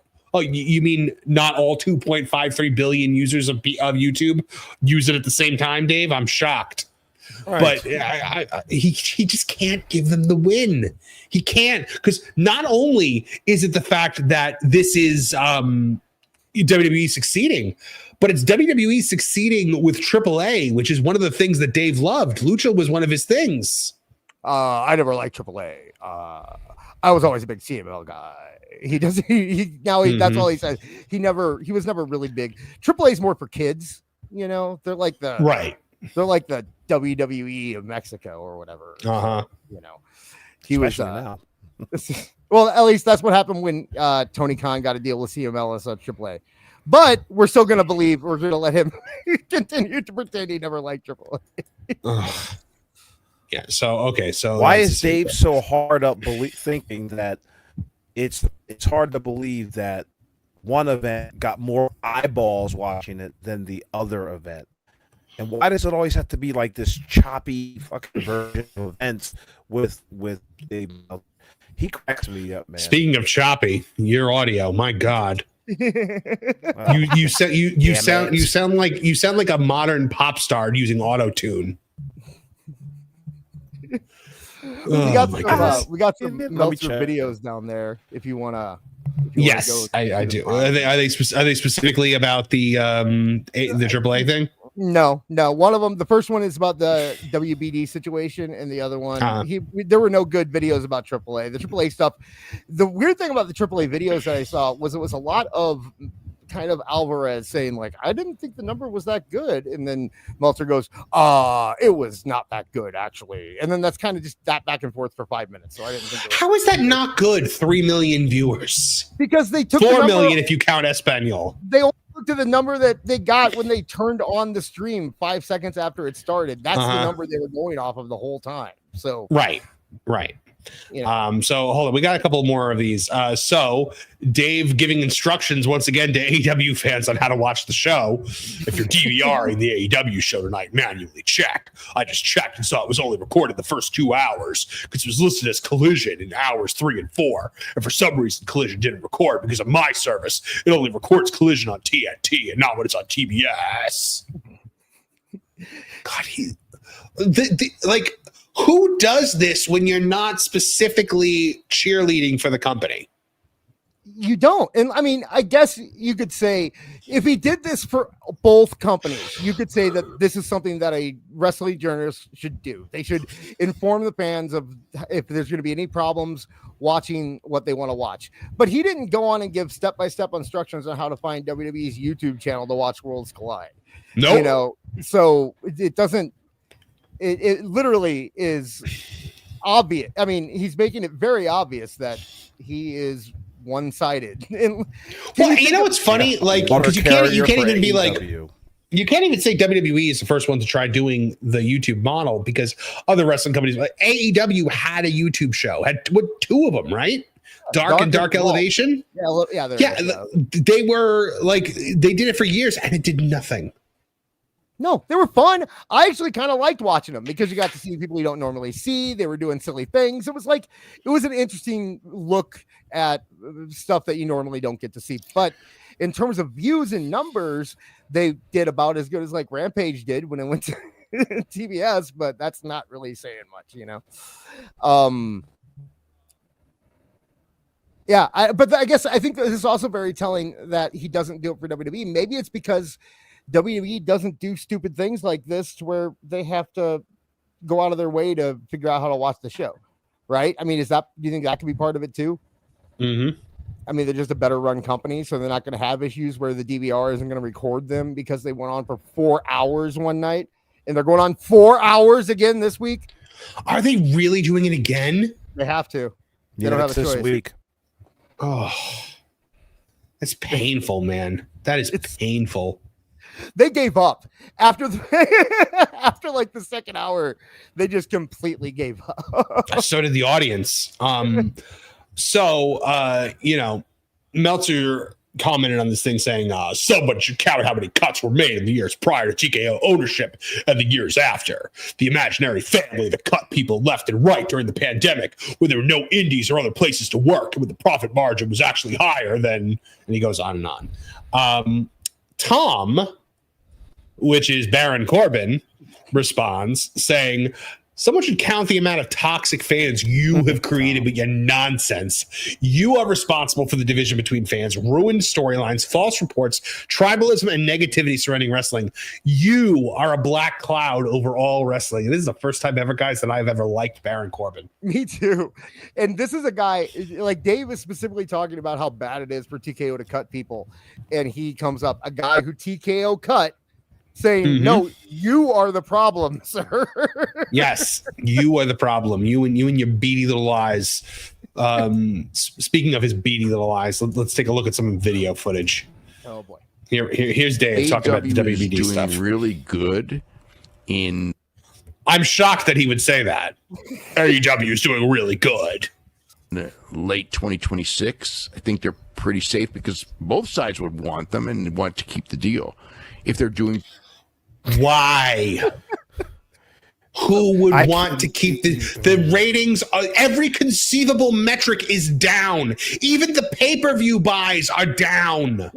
We talked over a little bit. He said if AEW is doing good, then they will want to keep them. Well, and if ifs and buts were beans and nuts, we'd all have a happy Gadonka vest. Like. He's about to give some more real deep insight here, though. So when you hear this next part, it'll all make sense. If AEW was doing really, really good, then they'd want to keep them. Thanks, Dave. Thanks for that insightful knowledge.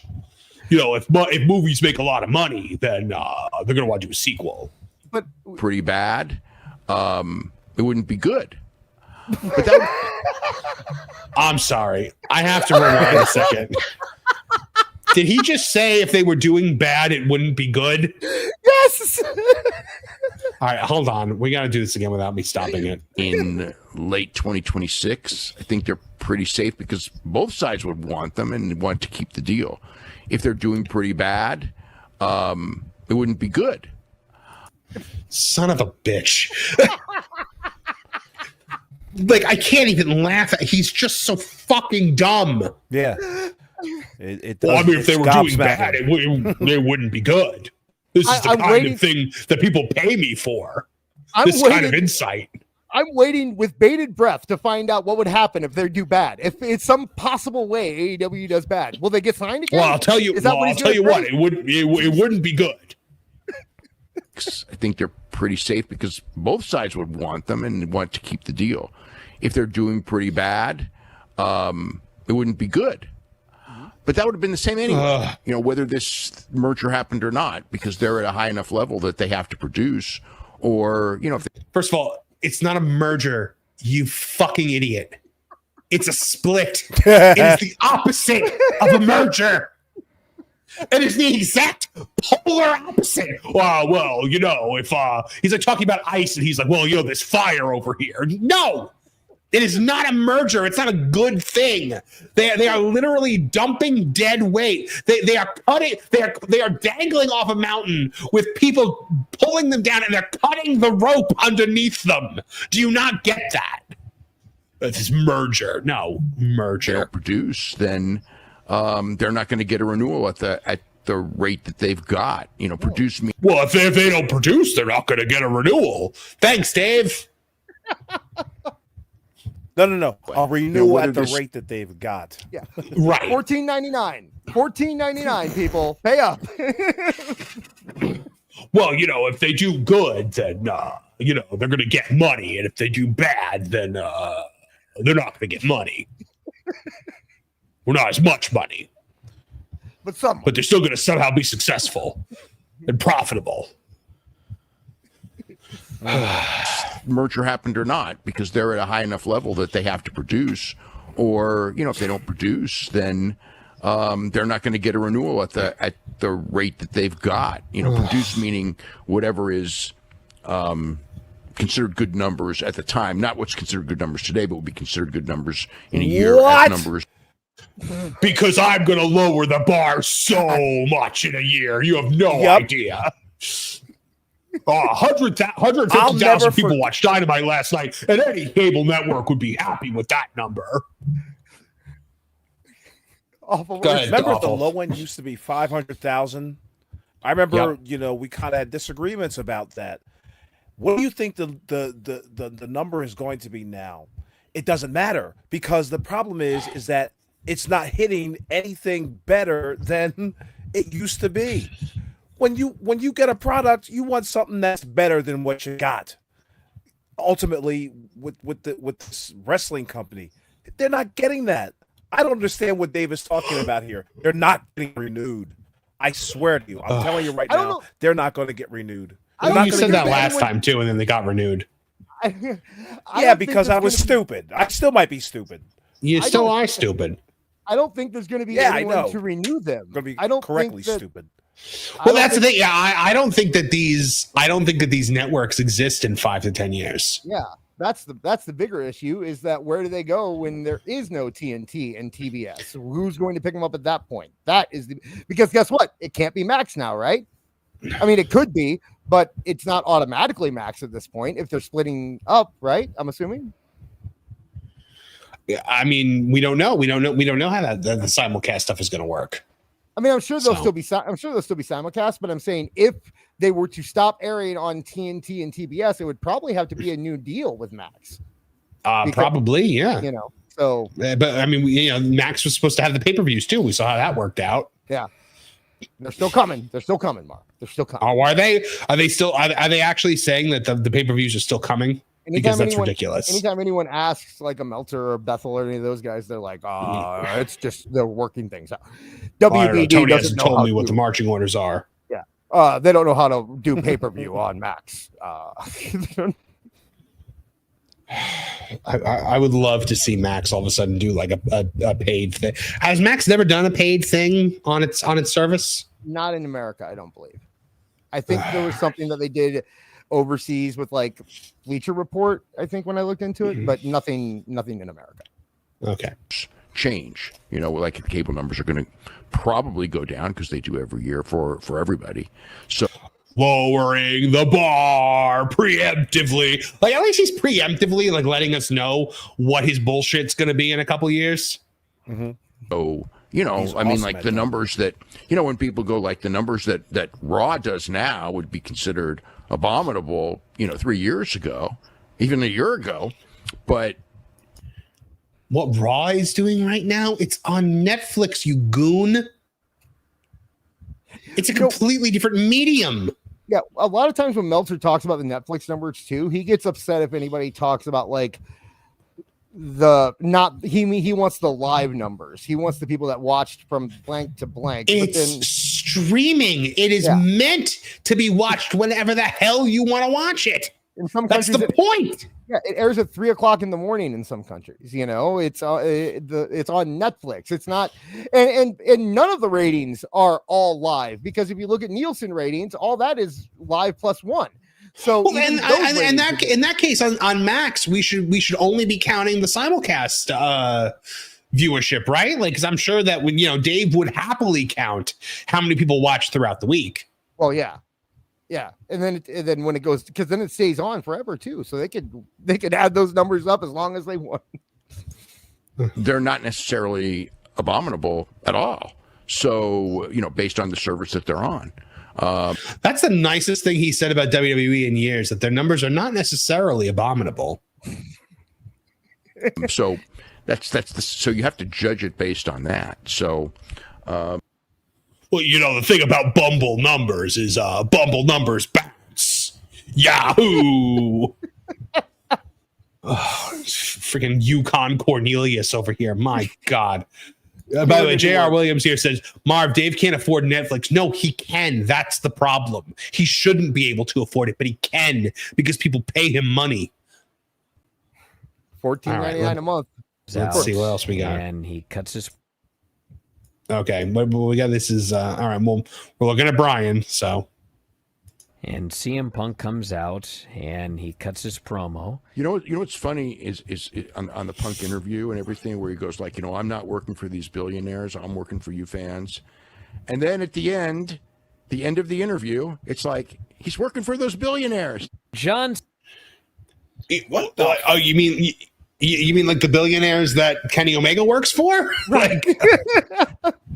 Of course. Oh my God. Like, have you never heard a babyface promo before, Dave? And also, why is it saying that he's working for the fans if he doesn't go to Saudi Arabia? Because to me, it sounds like the WWE fans, most of them don't give a shit. I do. I know you do. I said most of the WWE fans. So to say that, Punk is against the fans and for billionaires, first off, yes, probably. He saw how a real company runs, and now he understands the things that go into making a real company run and understands it better. So that might have something to do with it. But, I don't think the fans and the crowd are too upset that they get to see John Cena versus CM Punk. I don't care. I don't think they care where it is. The only thing that upset them was that it wasn't in Phoenix last night. Right. Cena says, let's do it, but not tonight. For a match like this, you have to follow me to Saudi Arabia. We're going to do it at Night of Champions. The ball is in your court, hero. You want a title match? It's going to be in Saudi Arabia. He could not go. I mean, if he really wanted to not go. Thank you for that insight, Dave. Well, at this point, he's going because it's been... No, he has to go. I literally have him at gunpoint. Yeah, get on the plane, Phil. Get on the plane. Advertised. Well, he was going months ago. I had already asked about that. Based on... But he didn't report it. You knew this. There's no friggin' way. Because if you had heard CM Punk was going to Saudi Arabia, that you would have tra-la-la'd that out for months.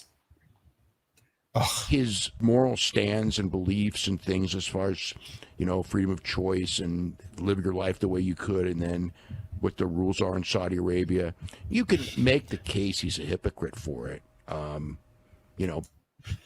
right, Dave, would you like me to make the case for all the reasons you're a hypocrite? Of course he's a hypocrite. Of course he's a hypocrite, but hypocrites should not throw stones. Because, exactly. What he believes in, as far as that goes, is very, very different from... Right, but Sami Zayn going to Saudi Arabia is completely fine with you, right, Dave? Like, I'm pretty sure Sami Zayn has got some bigger issues with Saudi Arabia than CM Punk does. Well, Marv, you're missing context, though. In that interview where they made this match, Punk made fun of The Rock. So this explains not only did he attack the Young Bucks and have Ace Steel bite Kenny Omega, but now he's going after Dwayne. Right, and you don't mess with Dwayne. We all learned over there. But everyone goes for the money, and he, like I said, he is big enough. He could have said no, and it would not have impacted him. If you were a mid-level guy and you said no, you would be able to not go, but it would impact you. Like Sami Zayn? Oh my gosh. Sami Zayn, who didn't go for years and was a mid-level guy and ended up getting a push and going higher on the roster. So, yeah. And again, this is just him trying to say things that are common sense. Trying. I know of instances of people who were told, essentially, you don't have to go. And we're not going to force you to go or anything like this. But if you don't go, can we? No, we don't know. Tell us. In a big spot. And they still could, but So you don't have to go to the pay-per-view, but if you don't go to the pay-per-view, we can't give you a push on the pay-per-view. Is that the insight that we're getting here? They put this out as a short. And why, if you're putting this out as a short, why do you let them ramble on the entire time? Like, this is what you chose to push out to the world? Because I think at this point, Brian is doing to him what Dakota Johnson is doing to Pedro Pascal. He's just trying to get him destroyed. Oh, I thought you were saying slowly poisoning him. It's said, you know what I mean? It's put in your head that you probably ought to go. And in his case, it's like he's going to get his match with John Cena in real life. The one, and he has wanted this match, the last match with him and Cena. He's wanted the match on the farewell tour, so this is where he's going to go to get the farewell match, and that's just it is what it is. There's a word that I can't stand. That the word that I can't stand that he says is match. He's going to have this match. He had a great match. Go ahead, Awful. What were you saying? Yeah, Dave is must be that same reason. But damn, what was I going to say? Oh yeah, I don't know what to make of Dave Meltzer as far as like a journalist. Like there are so many people lapping him right now. Chris Van Vliet, Ariel Helwani, whenever he gets into the wrestling sphere. So many people. Alfred Konoa, I mean, is a better example of journalism than Dave Meltzer is. But oh yeah, that's what I wanted to say. Kevin Apollo, perfect example. Do you think Kevin Apollo wants to go all cross country, fucking have to deal with nonsense at his job? Of course not. But he does it. And that's what CM Punk is doing. Sometimes you have to do things you don't like to do. Sometimes you have to eat your words. Sometimes you have to eat this shit in order to pay your bills. And it's not the wrong thing. I understand where you believe that he's a hypocrite. But the man signed a contract. In that contract and said, listen, we go to Saudi Arabia every year. You going or not? And he said, yeah, I guess I'll go. I got to pay some bills. I don't know. I don't find at the end of the day, there is no universe here where CM Punk is not a hypocrite, because he was so vocal about how much he hated this stuff. Like he was so vocal and so accusatory at people like The Miz for taking the Saudi money, and now he's taking the Saudi money. So he does. So Dave is right in that one thing. Punk has got to eat a little bit of crap for this. Yeah. Well, he showed up back to the company that he said so many negative things about. So I mean, right there on its face. That's a good let point. You know, like everything afterwards is going to be, on the table as far as hypocrisy. Yeah, I mean, if Punk was going to eat crap, he probably should have done it a year and a half ago too, right? Like that's kind of right. So yeah, it is official, guys, and well, that's Dave for you.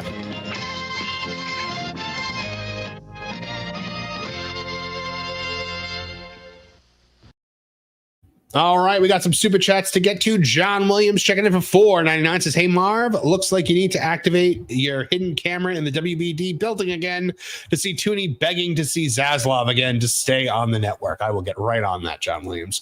Juan Alacan for $10 says, "Wait, AEW allegedly gets 60 to 80K. Wasn't a few months ago the Mindless Sickles were celebrating 1 million views on Max? So by those numbers, they lost a little over 900K." Well, they don't get 60 to 80K. That was a fabrication. That was nonsense. Please don't quote us on that. Please don't quote us on that. It's just going to be a screenshot of us with the quote up, not any sound of us saying like no, this is nonsense. This is absolutely not true. No, so he said, wait. So what was the numbers the counselor was working with? About 160 to 180. How did he come to that? Oh no, but I'm sorry. Yeah, the 25%, where they said 25% of regular television viewing goes to Max. So you'd think that if there was a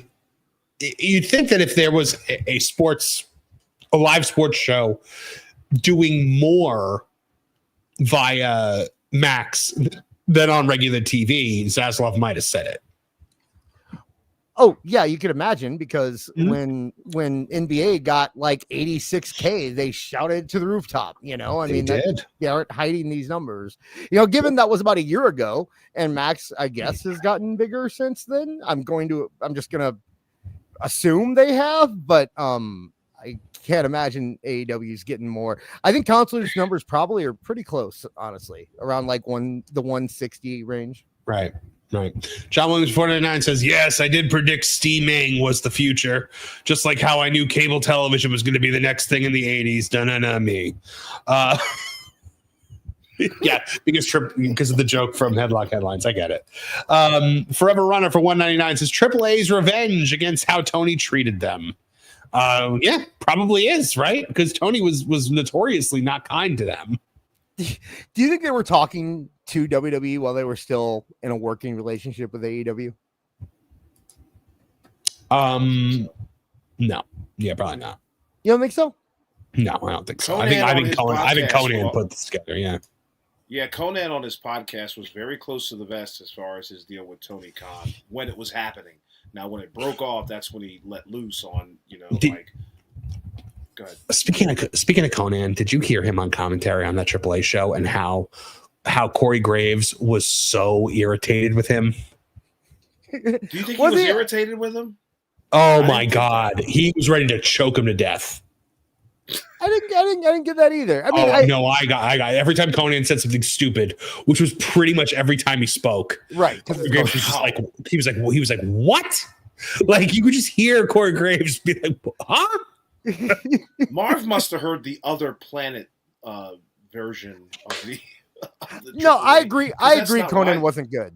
I don't think Conan was good. Yeah, oh my God, how could you say he was good? I didn't say he was good. I'm saying that Corey Graves wasn't irritated by his presence. I think the only thing that I noticed that Conan was doing was that he was being a little long-winded with the history of certain wrestlers and wanting to tell stories and all that. But I don't think Corey Graves was necessarily annoyed by it. I would say I think there are times where it sounded like Corey wanted to get his shit in, and Conan wouldn't let him. And I think I did notice that a couple times where it seemed like Conan was going on a little too long, and Corey was like, "Okay, hurry up, come on." But I didn't picture him rolling his eyes after everything Conan said. I mean, come on, did you guys not, like during the Legado del Fantasma match? Conan's like, "Let me tell you two stories real quick." But Santos Escobar was a kid, yeah, big Conan fan. And I told him if he wants to have huge muscles like Conan, he's got to eat Corey vegetables. Graves would chime in. He'd be like, Corey Graves is like, fly. And Corey Graves is like, okay. And then we both knew this guy that died.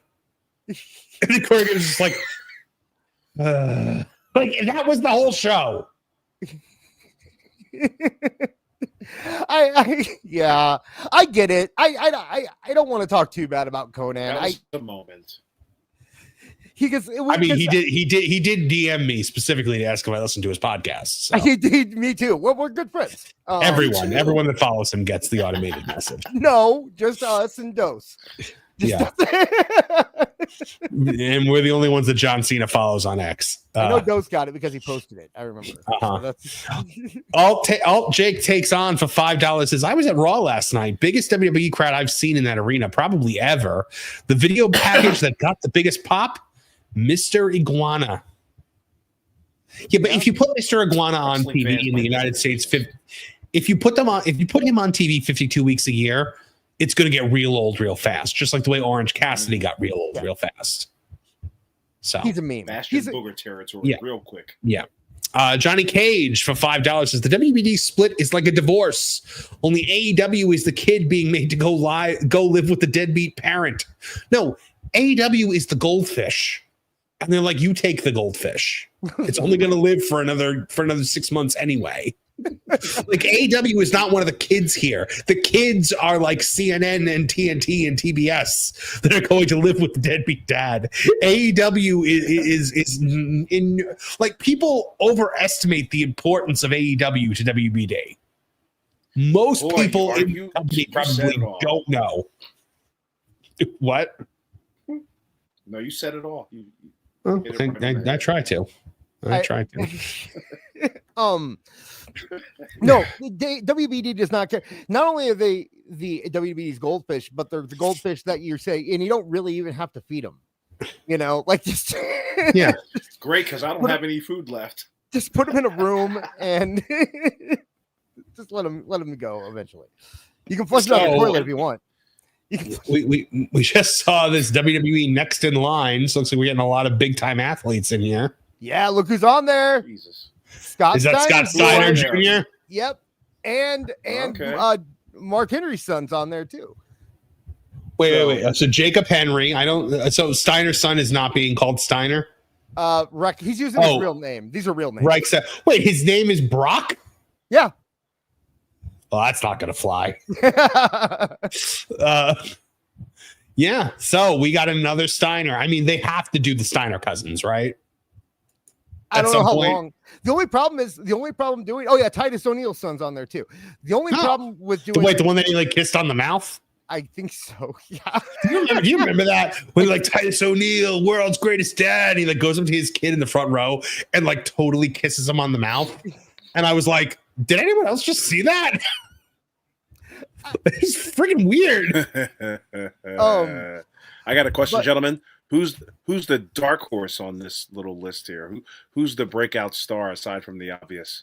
Oh, the polo kid. I mean, not the polo kid. What's it called? What's the lacrosse? The lacrosse kid over there, number 4. Lacrosse. That guy looks like a star. I don't know who that is, but man, look at it. Looks like a guy I don't want to mess with.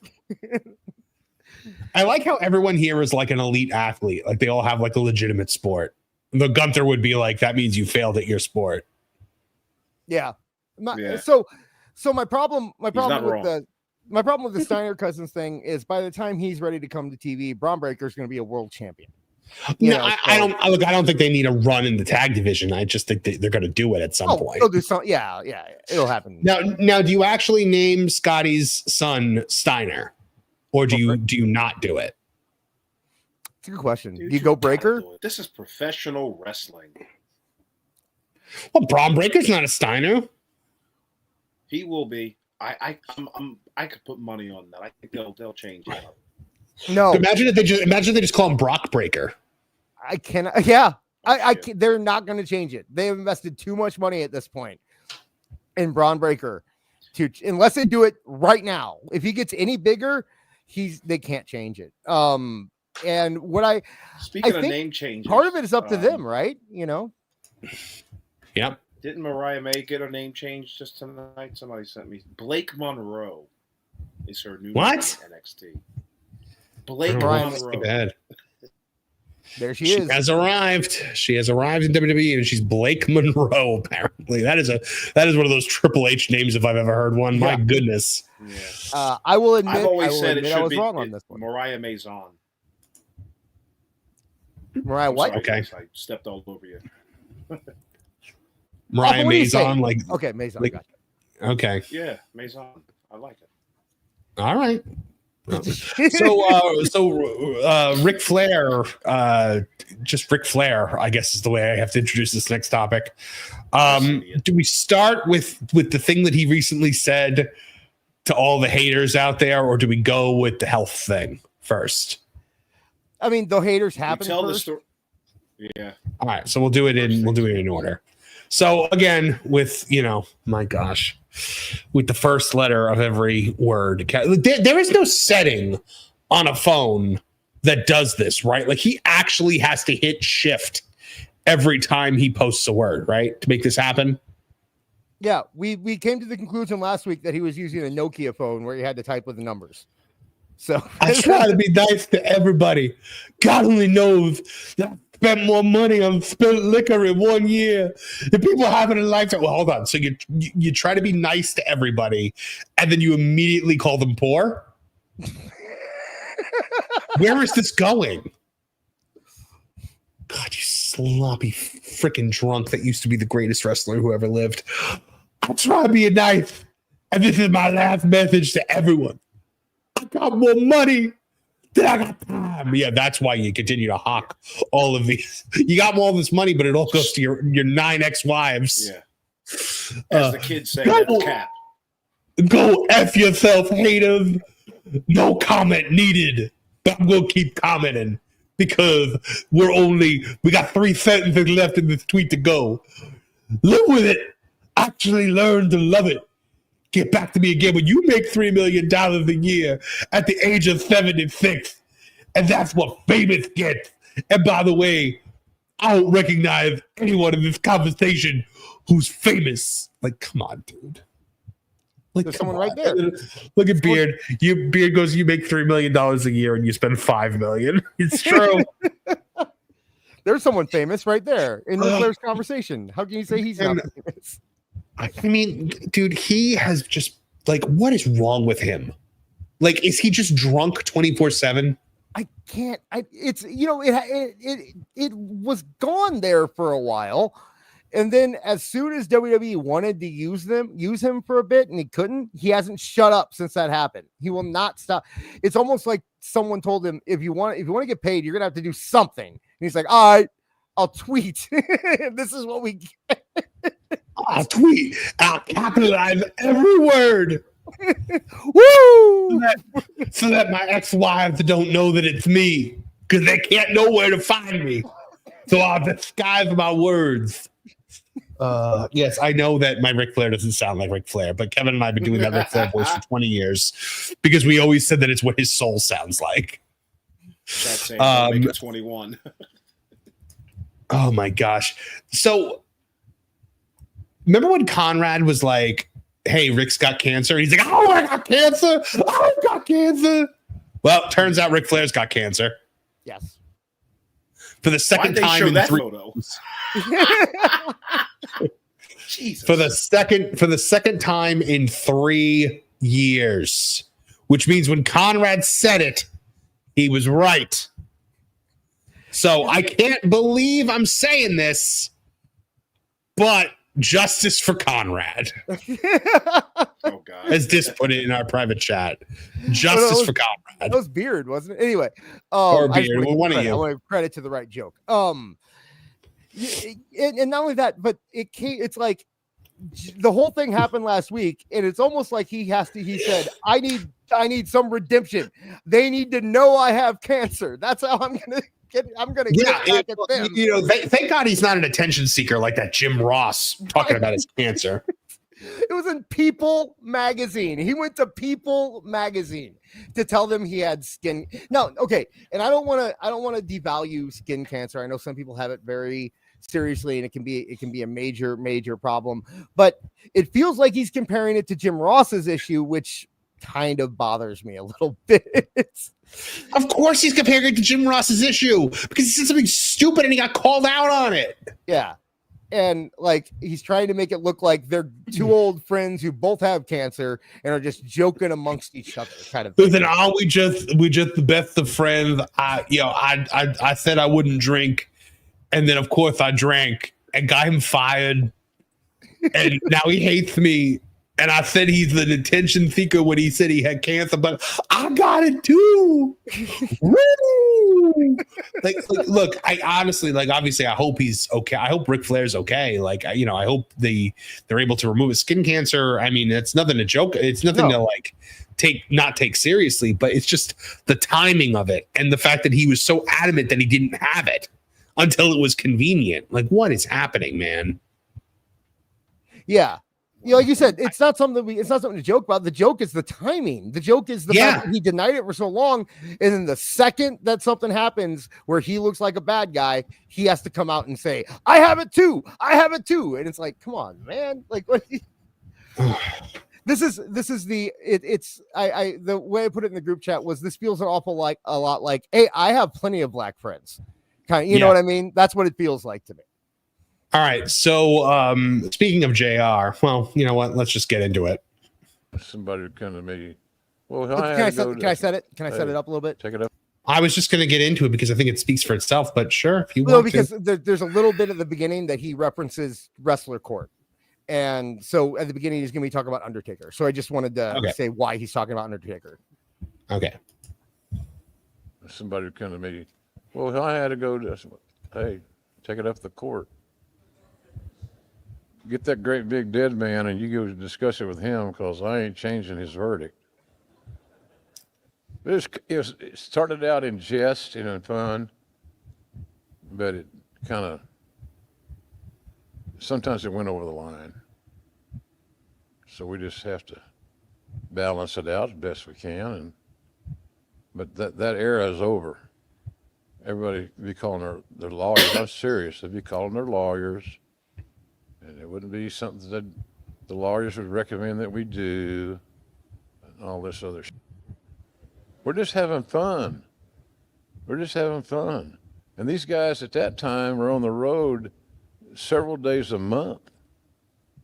That's what kills me now. I know the talents in AEW should never bitch about nothing. They work a day a week. Stop it. So is he claiming that the talents in AEW bitch about their workload, even though they work a day a week? Yeah, he's talked about it before too. That he hears them complaining about how they have to put their bodies on the line, and I mean that could, and they may not have come to him personally, but they do say that constantly online. They talk about, you see Will Ospreay going off about how he works so hard, and you see everyone else saying like we test our bodies out there for you every week and that kind of thing, and it's like he's saying, yeah, well, it's once a week, dude. Like, chill out a little bit.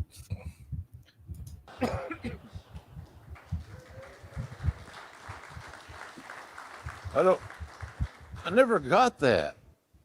You know, when I started, you know, here's the Tony Gurria story. Back in my day, the sheep were afraid of me. Is that too close to home, Kenny?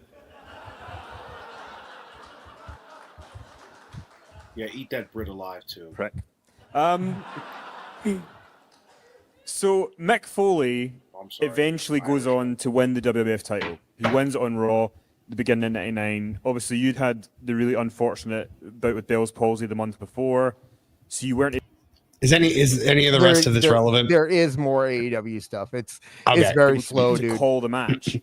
What was it like to see Mick, you know, finally win the title he never thought he'd win, but then kind of the conflict of the fact that you're not able to be there to call it? Yeah, bro. Oh, well, it sucked. What the hell do you think? I loved it. It was the greatest moment of my professional career. What the hell do you think it was? You limey prick. Brought me to tears. Probably of all the matches that I didn't call, Foley winning his first WWF title is the one that I missed out on the most. And screw the AEW roster. I just couldn't do it. My face was hanging, slurring, just terrible. But I made up for it later on because we I had plenty more mixed up. But that first one would have been sweet. And Mick deserved. By the way, can I just say, Michael Cole did an atrocious job of calling that match. Which one? It's the Mick Foley wins the world title for the first time. Yeah. King Mick Foley. He went from being the kid on the playground who gets told you can't do it, and just Jerry Lawler's just sitting there like, my God, this sucks. Though it does have my favorite line, because remember how Foley won the title where Austin clubbered The Rock with the chair and then pulled Foley on top. Michael Cole goes, "Mankind did it. Mick Foley did it," and Jerry Lawler goes, "Stone Cold did it." Honestly, Marv, I'm going to say pull it here. We're not going to get better material out of this than what you just gave. The last line. What does he say? What does he say? Just go on. I mean, it's not. All right. And I know that you guys remember how he won the title. Then he sprinted around the ring 2 or 3 times. He was so happy. That's real. He's like a little kid. Mick, this is a work. Slow down. You move too fast. Oh, they cut it out. That's what I was saying. It wasn't much. The very last thing that he said at the very end on the one that was like, I watched the full video and then I pulled the clip, but it was at the very end. He said, that's what I'm telling all these AEW guys these days. It was just a little thing at the end there. So, okay. Well, so was that the only thing that he said about the AEW roster? Because there was something else, wasn't there? There, like I said, that they made it seem like there was a whole lot more, but it was just that little thing at the end where he said, and that's why I'm telling He said something. He said something during Grilling JR also, didn't he? No, yes, it was all from, not on this. No, he did. Okay, then find it. Go for it. I found it when I sent it in the group chat the other day. Hold on, let me find it. He did a whole thing on Grilling JR, like just kind of expanding on a lot of the stuff he said about the AEW roster. Gosh darn it. You told, because in the group chat, we're gonna wait, never mind. I'm not gonna do this. Let's do it. See. He said it. I asked him. Is it? Here we go. Okay, because it's in the Ringside News article. Yeah. And then all right, I'm opening it up because this site takes forever to load, even with blazing fast internet. The Ringside News article had something from months ago in there that yeah. I thought wasn't relevant because it was from months ago. So, well, I mean, still, it's a pattern of just how much JR hates AEW, which we've always said from the beginning. Grilling JR, where is it?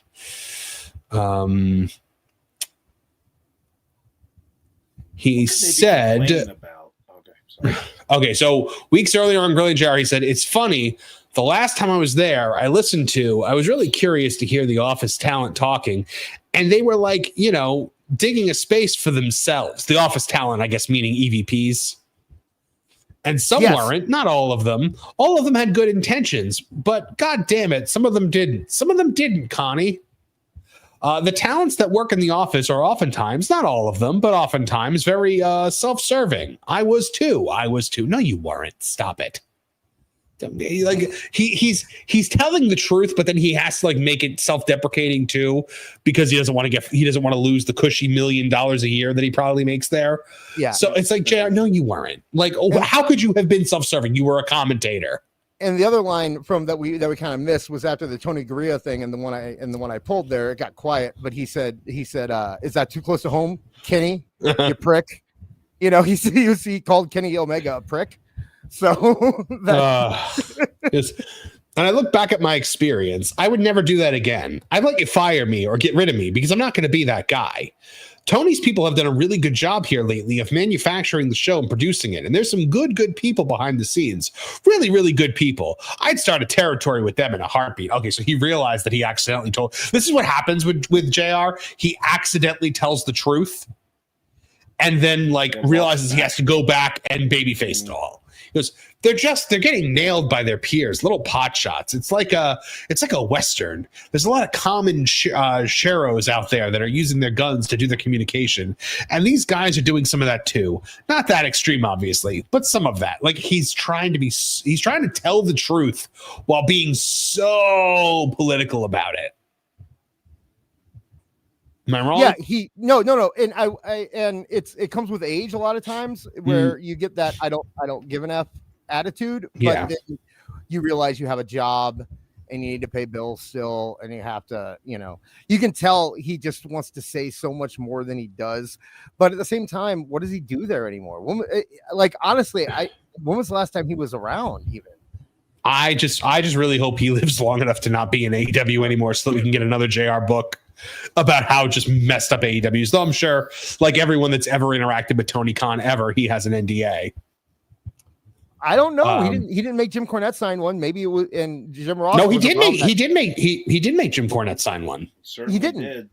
I thought Cornette said he didn't. Oh, I thought he said he didn't sign it, and that's why he wouldn't. No, that's why Cornette has never publicly said what they said in their meeting, other than the fact that he told him. Oh, that's right. He threatened to. He threatened to last year. I do. Okay, you're right. I do remember that now. Yeah. Yeah, because he had Cornette to when he asked for the meeting. Jim Cornette said to him, "I'm going to be the only one that tells you the truth because I don't want a job from you." Right. And then he made him sign the NDA. So that's all. That's why the only reason why we know anything about it. So in other news, Mercedes Moné won another belt, this time at an indie show in Austria. The indie company that the new AEW lady, the Spider Lady, whatever, came from. she went to Austria and won that title. It's almost like she's preemptively burying her. Like she's going there to take that title to be like, you're only getting so big, lady. Uh-huh. Well, I think she was just vacationing there and then saw a belt, and then she has creative control everywhere that's not WWE. So, want, take, have. My joke was that they offered a trip to Austria and she thought it was Australia. So she heard that diamonds came from Good there. day, everyone. Oh, I love being down under. Let's throw another shrimp on the Barbie. I know, guys. There is kangaroos. This is not Monet Mag time because there is no Monet Mag. I honestly think she's done with it. But Marv did pay $99, so let's see what those texts are, Marv. Let's see. No, I have not. I have not done that. I'm sorry. Awful. You did it. You signed up for you did it out of your own free will. You were just wanting to talk to Mercedes. That's what I was wanting to do. Imagine winning the championship at a cake fair, like Mercedes. But I mean, look, there's plenty of indie workers who have won championships at a cake fair, but they're not Mercedes Moné. They're not the highest paid woman in the history of wrestling. Did you see her? Did you see her and Tony eating last week, Mark? That was the biggest... Oh God, was she sitting at ringside eating a steak? Why did she think that eating steak is some big flex? Because I remember when she did that interview with Stone Cold Steve Austin, and she was just like, "I eat steak." Like she said it like it was it was a status symbol. I'm like, yeah, I eat steak too, Mercedes. It's not that expensive. It was well done too. Well done. It looked terrible looking. I think last week I made a comment like, "It looked kind of good," but then I took a closer look. Who the fuck eats steak well done? Would you put ketchup on it too?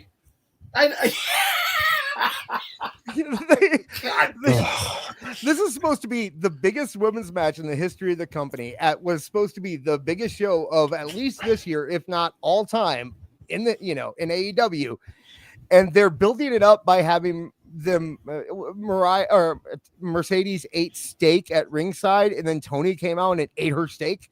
That's the build. Wait, Tony came out? Tony Storm. Oh, Tony Storm. Oh. Yeah, Tony Storm came out of the ring, and then she grabbed her steak and she ate the steak because she's from the 40s. And that's what they do. Because that's what they do. Yeah, no. She's like, I eat steak while I eat carpet. Guess what? Yeah. She's still chewing on that damn thing. That's how tough it was. I also love the fact that apparently it's been said that there were a lot of women in AEW's actual catering section who didn't appreciate that she was basically sitting out there being like, I get paid to eat catering and get on TV at the same time, As opposed to Mole said that there was a general consensus in the back that was a statement. Yeah, so stop whining. Basically, she must be so unpopular in the backstage area. Like she's got to be the most unpopular person there. Yeah, I think she gets backbit a lot. People they say hi to her in her face, and as soon as she walks away, she's a motherfucker this and a motherfucker that. Mm-hmm. John Williams to 499 says, I'm not drunk. I'm only drunk when I'm getting a divorce. Woo! Blazing Bolts for $2 says Marv has improved his Spanish. Muy bien, mi amigo. Gracias. So, all right, guys. The last thing I've got for you tonight, just presented without comment.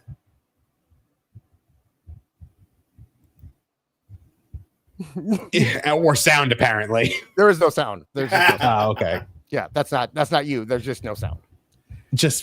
So first of all, it's copyright. First of all, yes, we're at Summer Game Fest, so already I'm in a bad mood because this is the show brought to you by the Dorito Pope himself, Jeff Keighley, the biggest douche on the face of the planet. And of course, Kenny Omega has got to get himself in there. So this is part of the new Street Fighter game, right? And they were like, you know what? They're like, hey, you know what would really sell this game? A wrestler that no one knows wearing women's clothing. Yeah, this is season 4 of Street Fighter or something like that. Yeah, no, that'll sell it. Like if we dress up this guy that only like a very select group of people actually know, especially like when you consider that Street Fighter 2 was the best-selling video game of all time for a long time, or best-selling fighting game of all time, and you know, our fan base is way more than just the AEW fans or wrestling fans in general, and we just dress him up as a girl and we have him prance around. How much you want to bet the people at Capcom did not come up with this? How much you want to bet this was Kenny Omega's idea? Yeah. He pitched Hey it. guys, I got a great idea. How about I look like Chun-Li? That's not Chun-Li. It's somebody named Ingrid. Who cares? No, I'm saying no, that is important because I'm saying it's not even Chun-Li. He didn't get A-Team. He didn't get the He can't even be cast. Yeah, he can't even be cast as Chun-Li or Cammy. Yeah. Roman Reigns is being rumored to star in the new Street Fighter movie as Akuma. As Akuma. That's a big role. Yeah, and Kenny Omega can't get past the C-list Street Fighter characters in the commercials.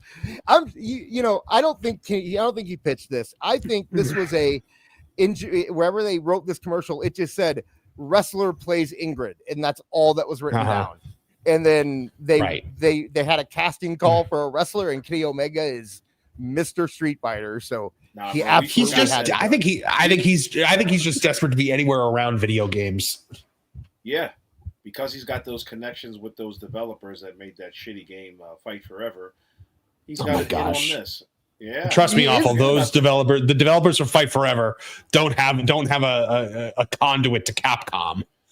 By the way, bro, someone sent me a DM and they asked me a question about you. They said, "When's Marv going to do the Fight Forever live feed again?" I was like, never. I don't know. No, I did my time.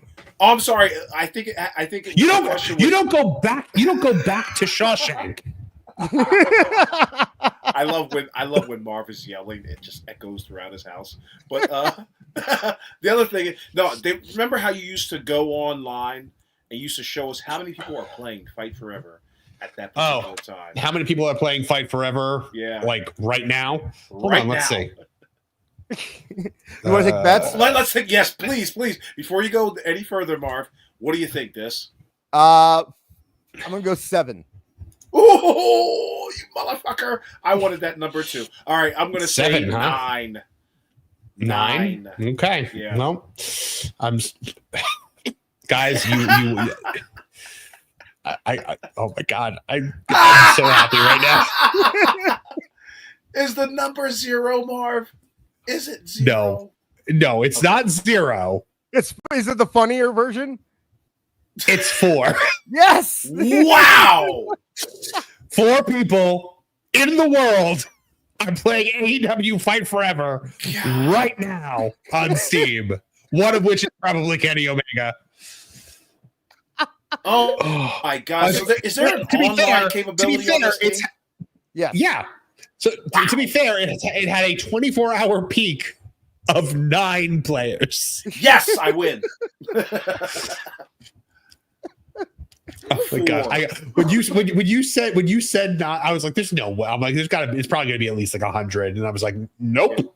Okay. But see, this is not. Remember, Marv, this is not including numbers on Max. So keep Actually, Max matches. This version of Max is PS5, right? But I'm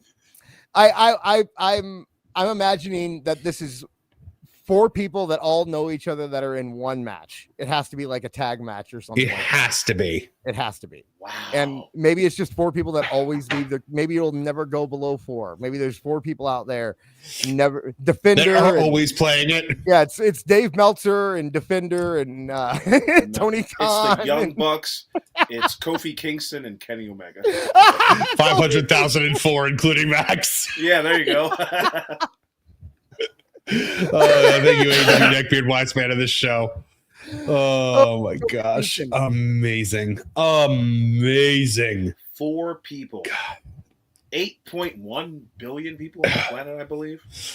No, like, guys, seriously though, if you've never watched like the stream of when I played Fight Forever, if you want to see me just lose my mind, go watch that stream. I don't know. I don't remember if it was here, if it was over on the TV channel.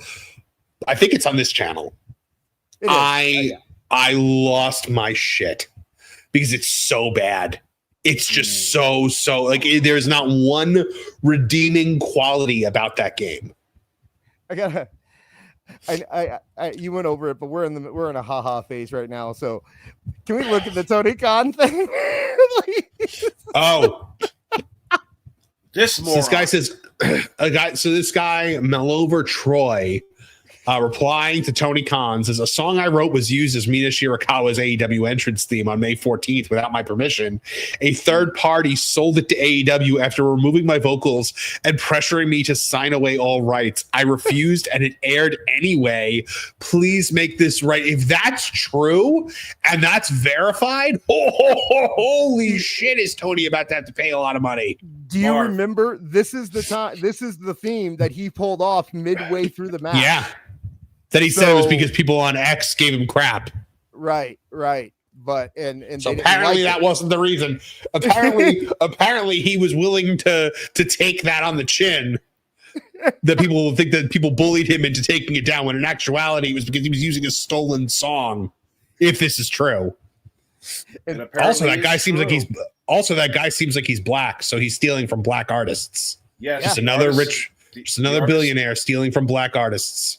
Yeah, he's on Twitter. He had to block his post, or excuse me, he had to block his account because he was getting attacked for even exposing this truth. And apparently, this particular app that he's using right here on the screen has more tweets or postings that verify it even more that Tony Khan is. Wait. Who had to block who? Who had to block who? This Malavar Toy gentleman is on Twitter, and he had to block he had to protect his account because the AEW fans were attacking him. Yes, for simply putting out the truth about the Tony. You mean like this guy stole from me? Like, come on. Yeah.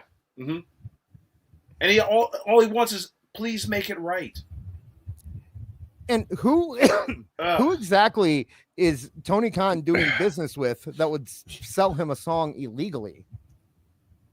Because it's not like this is a popular artist, and Tony Khan is in business with someone who is selling him an illegal song that they actually pressured someone to sign away. Because no one looks into anything. Right. There's no checks and balances anywhere.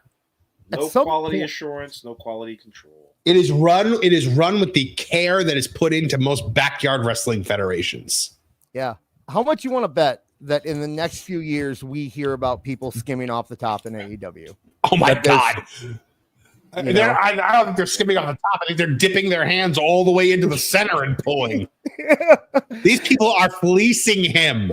There's got there's got to be someone doing it in an underhanded way, not because all of the wrestlers are fleecing him already. Like they're already taking, but you got to imagine there's someone backstage like who's just taking a little bit at a time and no one ever notices. Any football fans out there in the chat know apparently that happened to the Jaguars, I believe last year or 2 years ago. And I think to the tune of either it was a two number. It was either $2 million or $20 million, but either one, that's too many millions gone into somebody's pocket. Yeah. BT23 for $5 says, makes me wonder what Mercedes will possibly eat during the 4-hour Dynamite collision this week. The push she's getting to All In is crazy. I mean, the push she's been getting since she showed up is crazy, especially considering that she hasn't moved the needle one bit. Liquid Fox for $2 Canadian says, Ricochet looks even dumber now. Good. And CWJ 128 says, after 6 years, still not a real business. Well, it's certainly not run like one. Outwardly, it looks like it's a business, but inwardly, holy hell. Let's see. All right, guys. That's about it. That's about everything I had. Awful. You want to tell fine folks about your YouTube channel and all the stuff that you got going on? Yeah, man. I'm working on a new episode now, and I might have to do some breaking news on this BJ Bethel thing. I'm debating on whether to do a real in-depth video on that. Just depends on how important BJ Bethel is to my life, which is damn near none. But yeah, you can check me out on youtube.com. at Awful Wrestling for the next video. I'd like to do Awful Jeopardy this week. Gentlemen, you are invited if you have any time. I got to somehow plan that for this week. And you can also check me out on Twitter at Awful Wrestling, AEW FUL Wrestling. And, of course, every Tuesday at 8 p.m. Eastern, right here on Tooney Talk Wrestling. Awesome. By the way, MJG checking in for $10 is great coverage of all the news, especially the WBD. Agree to disagree that a sunsetting company with that much debt wouldn't cut $150 to $190 million as part of cuts to costs. I mean, I think they would, just not like in the middle of the contract. They can't. Right. WWE just cut talent that are rounding errors to them. That's true. It'll be interesting to see if they have an early out clause. And then MGG for 5 says it's 50-50 if they gut the rights fees and just license WBD owned content for cheap as it goes bankrupt. That's kind of what I think is going to happen too.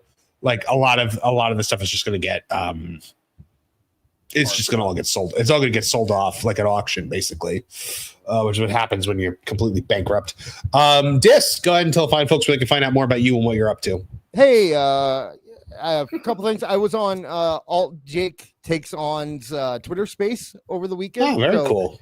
You can find him on YouTube, or you can go to Twitter and look for Alt Jake. He's not hard to find if you search it. He was in the chat here tonight. So he was in the chat. He's a good guy. Good guy. He went to Raw last night. But I really enjoyed it. If you want to take a listen and check him out, he's had me, Awful, and Kev on at this point. So besides that, just TooneyDis.lol is our Discord. So go hang out there with us on Fridays and Mondays for Raw and SmackDown. And then we're working on some stuff for the Maxed Out Media YouTube page. So MAX. Wait. He said everyone on but me? Yeah, I was actually I have to send you a message. He wants to. Okay. You have to unblock somebody, not unblock somebody. You have to follow somebody so they can DM you. So. Oh, okay. Sorry. Maxed Out Media. When is that coming back? Maxed Out Media. We're working on stuff. We have a few ideas going, and Max is editing stuff together. So probably pretty soon. But the thing that you can do is look us up on any place that you listen to audio podcasts. If you're on your way to work, on your way home, doing something like that, and just need something to listen to, we are on all major platforms as part of the Wrestling Soup Podcast Network. And if you are listening to us on the podcast already, check us out every 8 p.m. Tuesday at youtube.com/@2wrestling. All right, there you go, guys. And for me, guys, you know what it is. Check out thatparkplace.com every single day for all the entertainment news that should be fun, including movies, TV, video games, and theme park stuff. Check us out over at Tooneytown TV on Thursday nights at 8 p.m. Eastern Standard Time for Tooney Talk TV. It's our live stream pop culture podcast with myself, Kev, Trish, Martin Stone, Lauren Connor, Nolan Thunder, where we're bringing you guys all of the pop culture news. It's basically this show, but, TV and movies and stuff. So, And no Dis are awful, which I do want to get them on that show at some point. Dis used to come on Tooney Talk TV every once in a while. Me and Nolan kind of, it rules each other out. Got in a fight? No. We're so much alike. We cancel each other out. Like we don't. Yeah, I'm pretty sure that you run more manly than he does, though. We caught him running on somebody's stream in Epic Universe, and I played it like 8,000 times. I saw it. Yeah. No. I just don't run. That's the way it works. So. All right, guys. Thank you very much, and thank you very much to AEW Neckbeards, the wise man of this chat, the mod extraordinaire, producer of this podcast. We love him very dearly. AEW Neckbeards, you are a valued part of this family, and thank you for keeping it alive there in the chat there tonight. All right, guys. Opens. Beer. All right, guys. Thank you very much for joining us again this and every week from all of us here at the Tooney 10 channels. I'm Marvin the Movie Monster. Now, Perry the Platypus, feel the wrath of my thank you-inator. Thank you, you piece of trash. Thank you. Thank you. Thank you! Oh, I suppose you want me to say thank you. Well, you know what? Saying thank you is like jobbing. Thank you! I got a little message. Thank you. Ooh, yeah! Oh, thank you! Oh, thank you! Thank you! Thank you! Thank you! Thank you! Thanks? For what? Hi-ho from all of us here at Tooneytown. Thank you! And viewers like you. Thank you.